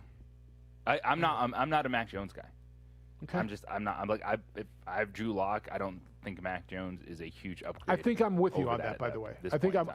I agree with you. Trey Lance is super intriguing, but to me, it's Justin Fields or bust at that position. If he is the third quarterback off the board, that's the guy I would trade up for. If Justin Fields is available at 4, if he begins to drop, that's the conversation I'd have. All right, so Justin Fields off the board. The 2 quarterbacks left are Mac Jones and Trey Lance. New England calls you, says, we want to jump up to 9. You can go back to 15 and you get other assets, right? You get a second-round pick and a third-round pick or whatever it is going to be. You taking that and go back to 15 and taking whichever one's left? I don't even think they take a quarterback in the first round if it's not Justin Fields. The Broncos. The Broncos. Justin Fields is a home run. If he's available, I think that's the guy you go after. Trey Lance I'm the one on the fence. So, all right, I think it's okay at 9 because I believe Trey Lance is going to be available. Ultimately, I think if you can get some more assets and still have them left in the early teens, I think that would be really good. I think Mac Jones is I get it. It's fine. I just don't see the pop there. And everyone says Matt Ryan, Matt Ryan. I think if you really forget, Matt Ryan had an MVP season. Like, that dude is pretty darn good in this league. Really good. But yeah, and so that's why at 4 I could actually see the Falcons going all Dallas Cowboys on it and taking Kyle Pitts and just say we're going all in with this offense and we'll see what the heck happens. The Broncos trade back to 15. Let's just say Lance and Mac Jones are on the board. They trade back to 15. Patriots jump up to 9, take Mac Jones. I think you get Trey Lance at 15 and take him, because the Cowboys aren't going quarterback. The Giants aren't going quarterback. I don't think the Eagles would go quarterback. No, they could. Chargers and Vikings aren't. I don't think they are. And I think you can get Trey Lance at 15. Unless somebody else jumps up. But who else wants to jump up? I don't know what. Washington? Washington would be the team. Yeah. And because I actually have, in this conversation, I have Mac Jones at 5. Like, I like those other guys, and then it's Mac Jones, where it's like, okay, I think getting a solid guy, work hard, when in the pocket, you still got to do that in this league, so it's not necessarily all about running. I understand that. He can get out of the pocket. Yeah, he can make the plays you need in the pocket. He's not a mobile guy, but I just don't think there's that wow factor with him. And that's, if I'm drafting a top 10, I want a guy who can do a little bit of everything and then elevate my entire offense to the next level. So if one of those guys at 15 is great value at that point. Yeah, you get the it really all hinges on what the Niners are going to do, right? Mm-hmm. That changes it. If San Francisco doesn't go Justin Fields, then I think a frenzy starts. And then Atlanta is fielding a ton of calls. But if they go Justin Fields, then I think it actually settles things down. And then you see Penny Sewell go. You'll see Jamar Chase. You'll see the number one guys at these other positions go to teams that don't feel like they need a quarterback. And you won't see, I think, a feeding frenzy necessarily to trade up for a Mac Jones or Trey Lance. Yeah, I guess, yeah, you just got to be sold on it. It just takes one, right? I mean, it's like when the Bears traded up to number 2 to get Mitchell Trubisky, and we all went, what are you doing? Right? You traded from 3 to 2 to get that guy who was absolutely going to be there, but it just takes one GM, one staff to say, I'm in love with that guy. He's going to change my franchise and make it happen. And that's really kind of what this is here, and where's San Francisco going to go. The reports that I'm reading, I don't know where you are, that John Lynch and Kyle Shanahan are in different places on this. One wants Justin Fields, one wants Mac Jones. It's been Mac Jones. Most of the stuff coming out, the stories, feels like it's Mac Jones to San Francisco. But feels like can be entirely different than the card you handed. Yeah, I guess I don't know. And then where does Jim Garoppolo end up? Does he get traded after the draft? I don't think Jim Garoppolo is traded or playing for a different team next season. Really? As of now. Obviously something could happen. Quarterback X somewhere's knee explodes, changes everything, but I just don't see a team, given how it's going to play out. You'll have teams at the top of their draft chasing their quarterbacks. Who would that team be that feels, you know what, let's get him now? I just think what they're asking, nobody's willing to pay, except for maybe. I keep going back to the New England piece. If Belichick still really likes him, and if everything that we heard is true, that Belichick didn't want to trade him, and I don't know. And let's see what they get. If they don't get what they want in the draft, why wouldn't they go back and look over there? Yeah, I think that's a team you keep on the table if things don't fall their way draft-wise. But it's also, and you bring it up, Jeff, it's why San Francisco's moving on for him for a reason. Like, they see it. And we're how long removed from that time in New England from what the Patriots were to what they are now? And is Jim Garoppolo just going to carry that over to this team? So I'm not necessarily sold on that. New England still has a huge attachment to him. And you might be right. Here's my deal on Jim Garoppolo and why I just don't think there's a market for him. We always talk about a quarterback, quote unquote, like that you could put in a team that's just a quarterback away.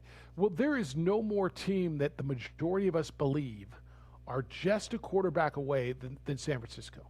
They've got basically everything, a really good defense, 5 or 7 or 15 good running backs, a good offensive line, playmakers on the outside.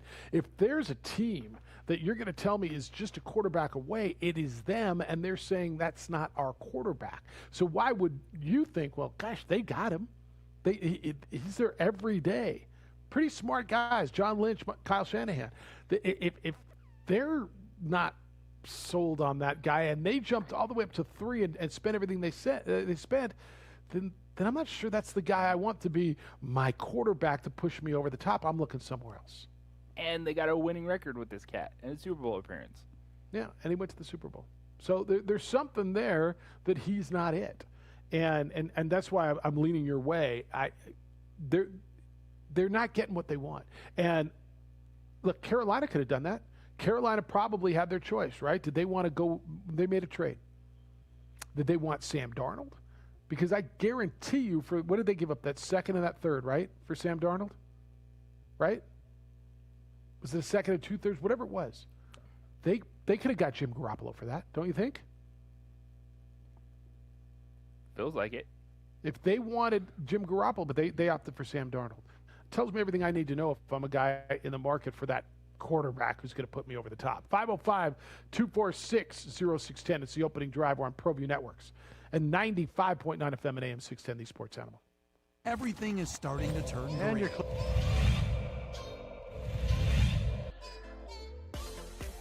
comes the pressure. Hasbury takes it away and sends it in. Well, there's a top 10 play right there, I can tell you that. The last-ditch effort for the Wildcats. They are cornered right now. That ball goal! It's the long goal from Contreras!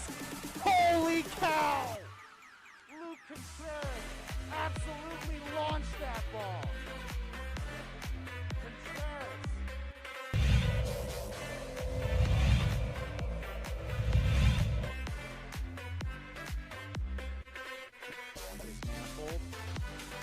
And Kumar takes the shot, and that is it! We didn't make it an entire minute into this overtime before Oliver Kumar delivered the winning score. Look at those boys celebrate down there, dogpiling on top of number 6.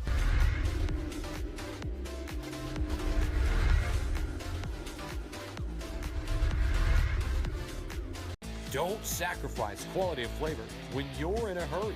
Golden Pride offers ribs, fried chicken, green and red chili, breakfast burritos, and Frontier Cinnabons. 4 great locations, or visit us online at goldenpride@abq.com. Golden Pride Barbecue Chicken and Ribs, proud supporter of ProView Sports Network. Well, I'm going to the frontier, walk up to the cashier, order up a root beer and a number 1. Cover it with green stuff, 1 scoop is not enough. Find a booth is real tough, back by the Duke. Meet my family, meet my friends in the quirkiest restaurant I have ever been. All of Albuquerque's favorite spot, it's the Frontier Restaurant. The Frontier Restaurant is a proud supporter of ProView Networks. Are you sure we're supposed to be doing this? Don't worry, I've watched him do it 1,000 times. Come on, what's the worst that can happen? No! Bad dog! Hi, welcome to Car Crafters. What happened? Don't worry, we'll make it like it never happened. Car Crafters, it's like it never happened. Car Crafters is a proud supporter of ProView Networks. Sports Animal. Hot. All right, couple things this morning. If you want to get in, we're here for you. Poirier, McGregor, Full House, Las Vegas, UFC 246, July 10th or 11th, whatever that weekend, that Saturday is. So that's coming up quick. So I guess COVID's over in Vegas if they're going to put a Full House in there, right? You don't have to worry about that anymore. UTEP's got their coach, Joe Golding, is going to be the head basketball coach, men's basketball at the University of Texas, El Paso. What that means for you is Chris Jans will not be the coach there. And Aggie fan got to keep him. I thought we had a really poignant call early on from a UTEP fan, Vince, who was happy about it. And, Aggie fan, I've asked you this for the last couple of days. Were you, JJ said earlier, I mean, they're upset. And I said, at whom are they upset? Some of them are upset at Chris for looking at that. I understand it. Some of them are upset about the situation, the resources that you can't. Why are we continually in a conversation about losing our head coach to our deepest, our most hated rivals? And how do you get out of that situation? I'm sure Texas Tech somewhat feels that way, right? Why would we lose our coach to Texas? Why, that happens. It doesn't, JJ, historically it doesn't happen a lot. You don't see USC's coach going to UCLA or back and forth. You don't see Cal's coach going to Stanford, but you see it here not often. Just the last couple of years you've seen the conversation. And man, I get Aggie fan for being upset. I get it, and I guess I've asked the question. I'll ask it again as we hit in the 9 o'clock hour, and I asked the 7 o'clock audience. Are you angry? Are you relieved? Where are you with Jans right now?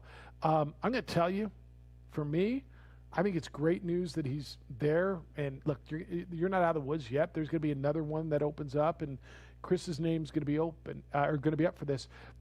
If your coach is up for coaching vacancies, that means he's doing a hell of a job. That means he's good. That means you got a good one. It pisses you off when you hear it. It bothers you that you can't keep him until you're done with him. He's going to go out on my terms. He's going to be here till I'm done with him. He doesn't get to leave me. I get to leave him, damn it.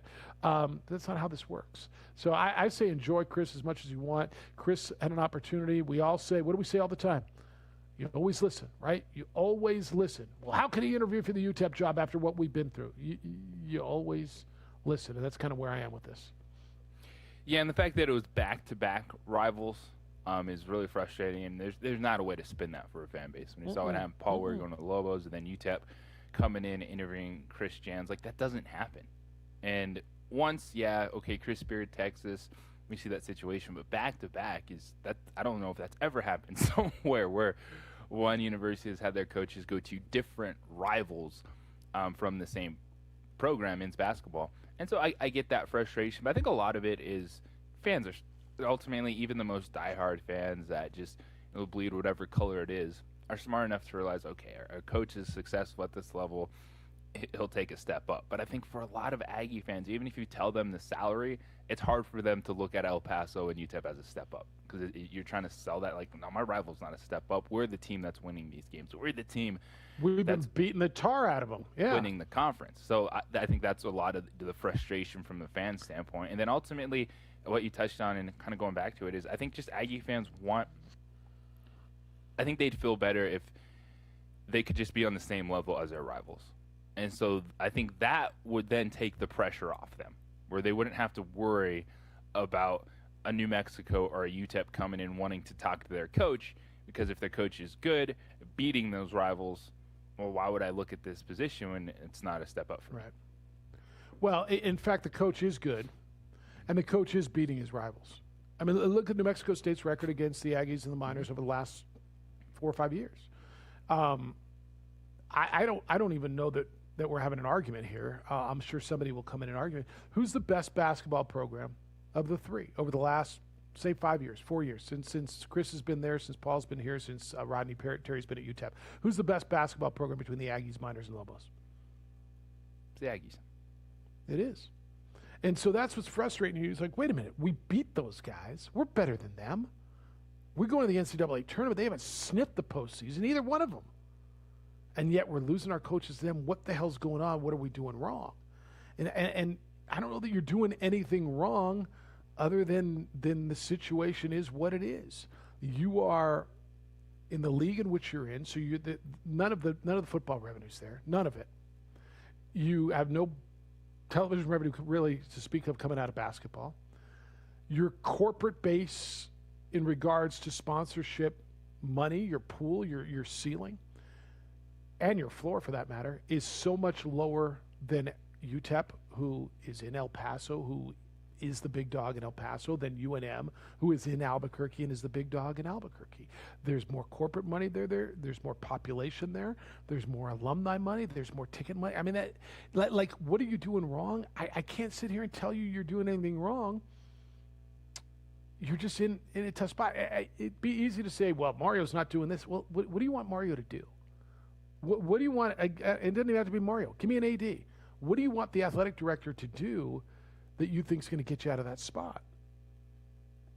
And that's a tough pill to swallow, man. That's a tough one to accept, where you're going, we're doing things really well.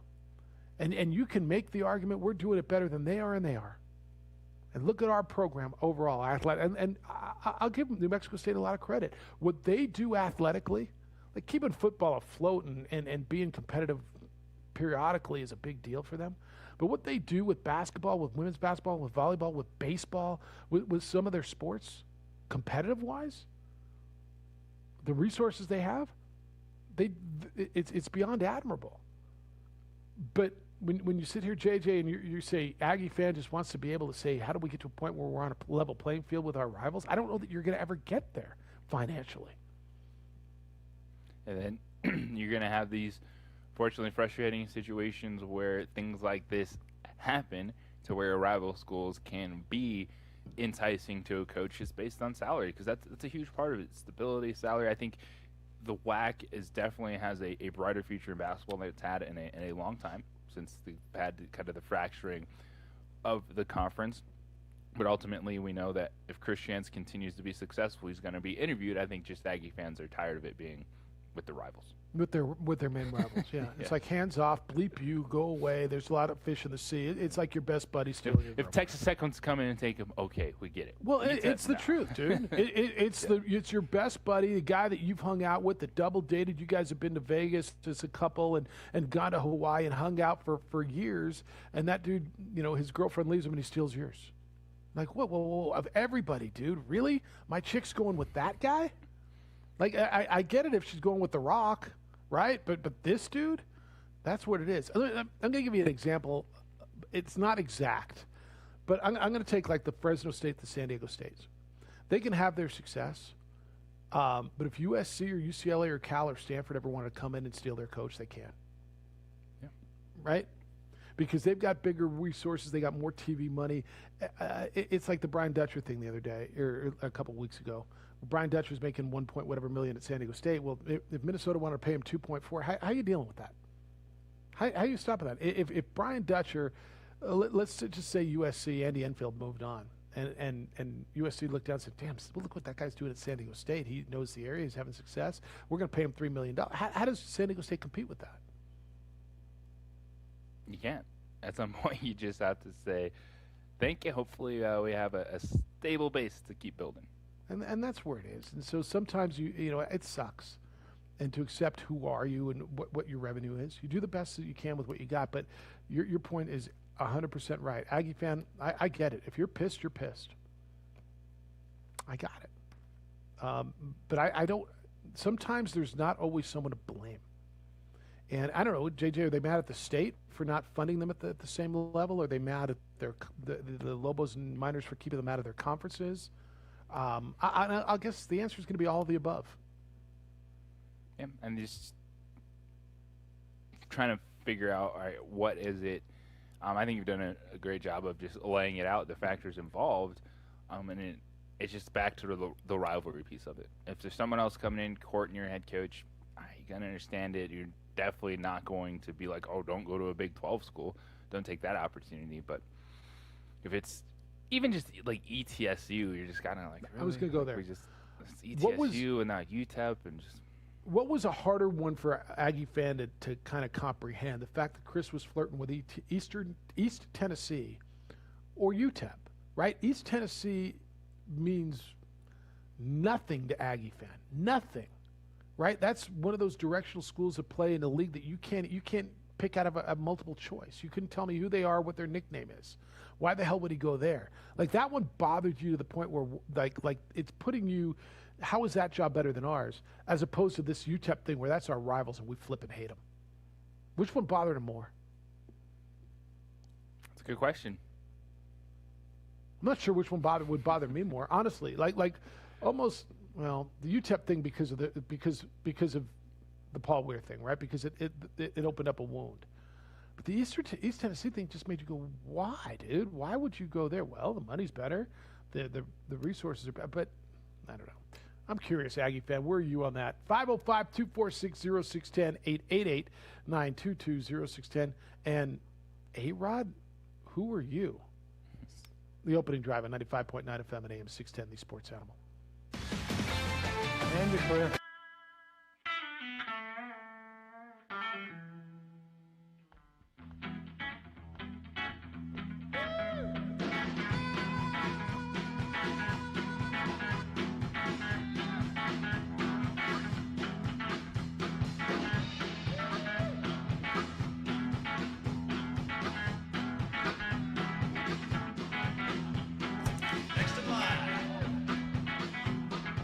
Rudy's is a proud supporter of ProView Networks. DCE Systems want to help schools reopen and keep the students, teachers, and staff safe. We can also help every business reopen and keep their employees and customers safe as well.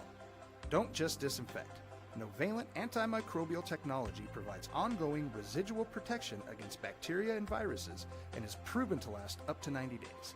That's right, up to 90 days. Call us today at 505-507-7722 or go to DCESystemsInc.com to learn more. DCE Systems are proud supporters of ProView Sports Network and New Mexico Youth Athletics. A rogue virus, no jobs, sky-high tuition debt. Life is trying to put our generation on the sidelines. But we refuse to just sit back and watch it pass us by. Instead, watch us fly ahead. Watch us overcome anything. Watch us rise. Watch us change our world. Watch us become the next greatest generation. Calling all football players, are you looking to develop your skills this season? It's never too late or too early to put in the work. Coach Carl Barrere and the Air Barrere program at 8 Grady's Performance Center provide comprehensive position training for aspiring football players at all levels. Whether you're looking to increase your speed, gain strength, or hone your skill, we train all positions with a team of experienced coaches who know what it takes to succeed at all levels from Yaffle to college. Check us out at 8gradys.com to learn more and sign up for training today. Jackson Compaction wants to help you keep your green and keep the community green as well. Jackson Compaction has worked hard to maintain the same prices since day one. Always easy and painless trash removal with professional crews and quality service. If it's non-hazardous waste, debris, or trash on your land, leave it to us. At Jackson Compaction, we're dedicated to ensuring the conservation of our environment. You trash it, we smash it. Jackson Compaction, we've earned a reputation for great results. Hi, I'm Staff Sergeant Hayes. I'm with the New Mexico Army National Guard, and I'm from Tucson, Arizona.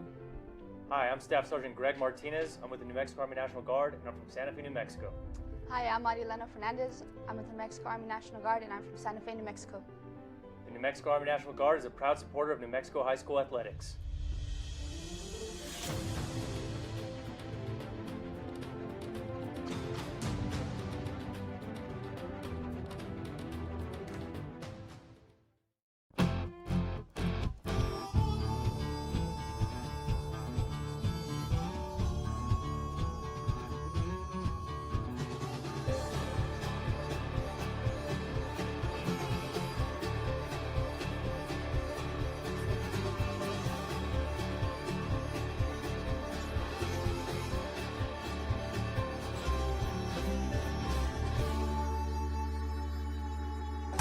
Next in line. Rudy's is a proud supporter of ProView Networks. Sadie's is a proud supporter of New Mexico high school sports and athletics, and we here at ProView Networks would like to thank Sadie's for their continued support in helping us bring you all of your New Mexico high school sports coverage. At New Mexico Highlands University, you're more than a student, you're family. Whether you're taking courses in Las Vegas, Santa Fe, Rio Rancho, Albuquerque, or Farmington, you'll get that one-on-one attention to inspire you to reach your goals. Let New Mexico Highlands help take your passion and accelerate it into a career and fulfilling life path. Find out why New Mexico Highlands is the right choice for you. Log on to NewMexicoHighlands.com today. TurboThreads is a proud sponsor of ProView Networks. Almost 30 years of experience means fast service, great prices, and a wide selection of apparel from t-shirts to performance sport shirts, even jackets and hats. They feature low minimums and no setup charges on most orders. Turbo Threads is located at 1503 Golf Course Road in Rio Rancho, or find them on Facebook, online at turbothreads.com, or call 999-1234 for Turbo Threads.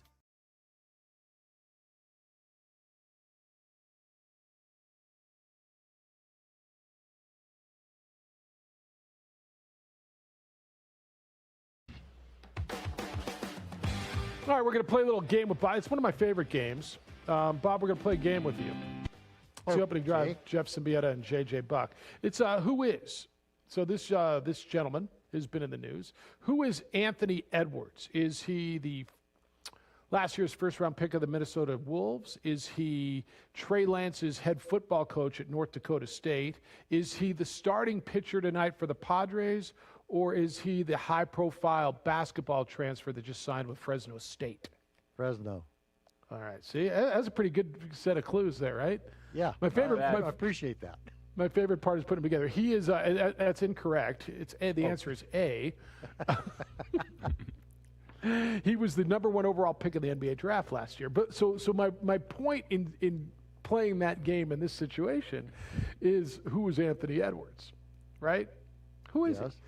And Anthony Edwards played, well, who is Alex Rodriguez? Who is A-Rod? A-Rod is, of course, now the new owner of the Minnesota Wolves, the basketball team for which Anthony Edwards plays. And so Anthony Edwards was asked yesterday, what do you think about A-Rod taking over the team? He said, I don't really know who he is. I mean, I know he's going to be the new owner and did something baseball, but I have no idea who he is. To JJ's point, man, we live in our worlds. Anthony Edwards was the biggest name in basketball around the draft whenever the draft was, fall, I guess, or late fall, early winter. But most people don't know who you are, bro. And you're going to pull the who is A-Rod game.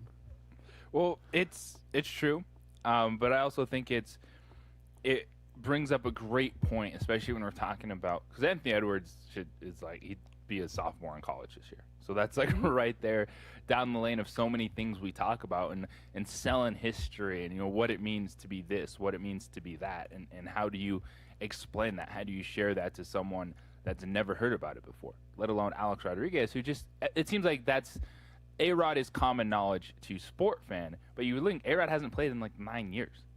And so we know A-Rod for everything else. Now it's a lot of Jennifer Lopez, etc. And so if you're looking at a 19-year-old whose life is basketball, like, what do you think of Alex Rodriguez? He's going to be like, who?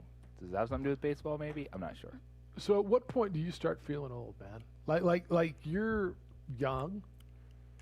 And dude, how does a dude not know who A-Rod is? What? Like I remember, I could give you Bob. We always would do this on this show. Would do an old Brady Bunch reference, and they'd shake their head, or a Mr. Whipple, or some stuff that you and I would know back in the day. And you start to feel old at some point. JJ, you feel old at that point? Do you start going, damn, dude doesn't even know who A-Rod is? We're watching Dante Bichette's kid, Craig Biggio's kid, and Vladimir Guerrero's kid, all on the same team in baseball. Yeah, it was something. I watched Ken Griffey's dad, and I watched Barry Bonds' dad play when I was a kid. Yeah, I remember Bobby Bonds and Ken Griffey Sr. I guess getting old beats the hell out of the alternative, right? Yes. He'll find out who. So I guess A-Rod went there and said, "Hi, I'm Alex." Yeah. Let me introduce myself, part of the new ownership group for the Minnesota Timberwolves. A-Rod wanted to own a team bad. When you get down to buying the Minnesota Timberwolves, you just want to own something. If you're buying that team, you went from maybe like, the New York Mets to the Minnesota Timberwolves. Yeah, you went to that team. Speaking of the New York Mets, this just crossed a short while ago. One of their former owners died in prison this morning. Bernie Madoff died this morning in prison. Not looking for condolences. I'm not looking for people to. I mean, just fact. That was the Ponzi scheme who left. Remember, it led the Mets owners to be embroiled in that billion dollar lawsuit. 82 years old. This is the guy. And again, if I'm telling you something you know, I apologize, but obviously we found out not everybody knows everything. This is the guy who burned thousands of investors. He kind of for a while, outsmarted the regulators. He earned a 150-year prison term for all of that. He died of natural causes in a prison in North Carolina. I mean, guys that were his victims in this Ponzi scheme, guys like Steven Spielberg and Kevin Bacon, and I mean, Holocaust survivors and sports stars, and Sandy Koufax was a client, all kinds of people. So I guess he had like 500 accounts. Crazy. So Bernie Madoff dies this morning. Not that, again, I'm not looking for an obit on it. Just kind of, you brought up the Mets, and there was that story. All right, what am I getting today? I get Rockies Dodgers again. Rocky's going to score tonight. You get another victory for the Los Angeles Dodgers, and I believe now that's 22 straight innings without a run scored for the Colorado Rockies. So good on you. Can't wait for the Isotope season to start. Well, it has started. They're just playing in Rockies uniforms. I mean, didn't watch the Rockies kind of feel like watching the Isotopes? Raimel Tapia, there's McMahon, and there's, I mean, doesn't it?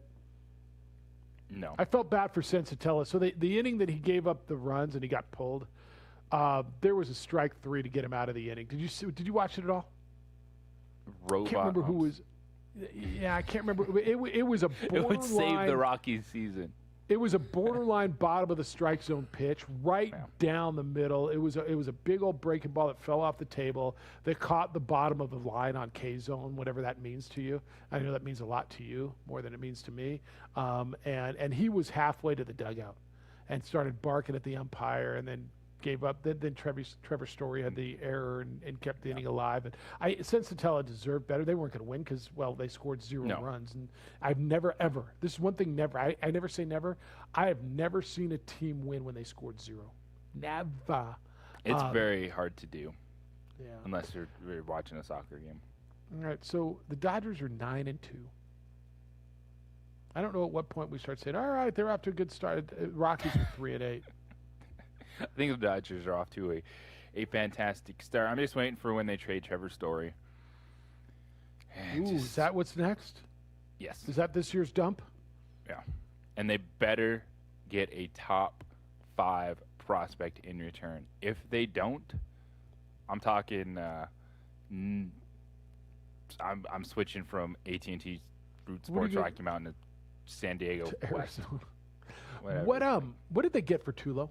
Like, what did it end up yielding when they traded Tulo? Because remember, that was a big deal, and it was eased by the fact that Trevor Story turned into the player he's turned into. Right? They had someone ready to go. I don't know. I don't think it was anything that worked out because they traded salaries. They got Jose Reyes back, and then some prospects. We'll have to double check. I think that trade ultimately turned into nothing, but I think they got more prospects back, at least early on. And you're like, okay. All right. I don't know if you've looked at the standings at all. The Dodgers are off to the best start in baseball. They're 9-2. The next best would be the Red Sox at 7-3. The worst start in baseball is not your team, the Colorado Rockies. It is the Washington Nationals.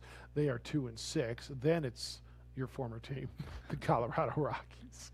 Padres are 8-4, just a game and a half back. Look, Padres are going to have to play at a stupid clip to keep up with the Dodgers this year. I mean, the Dodgers pitching is insane. They hit there's not a soft spot in the lineup. I mean, yeah. Well, it's like, David Price, we're paying you how many millions of dollars? You can be a long reliever this year. Just maybe we'll need you for a start.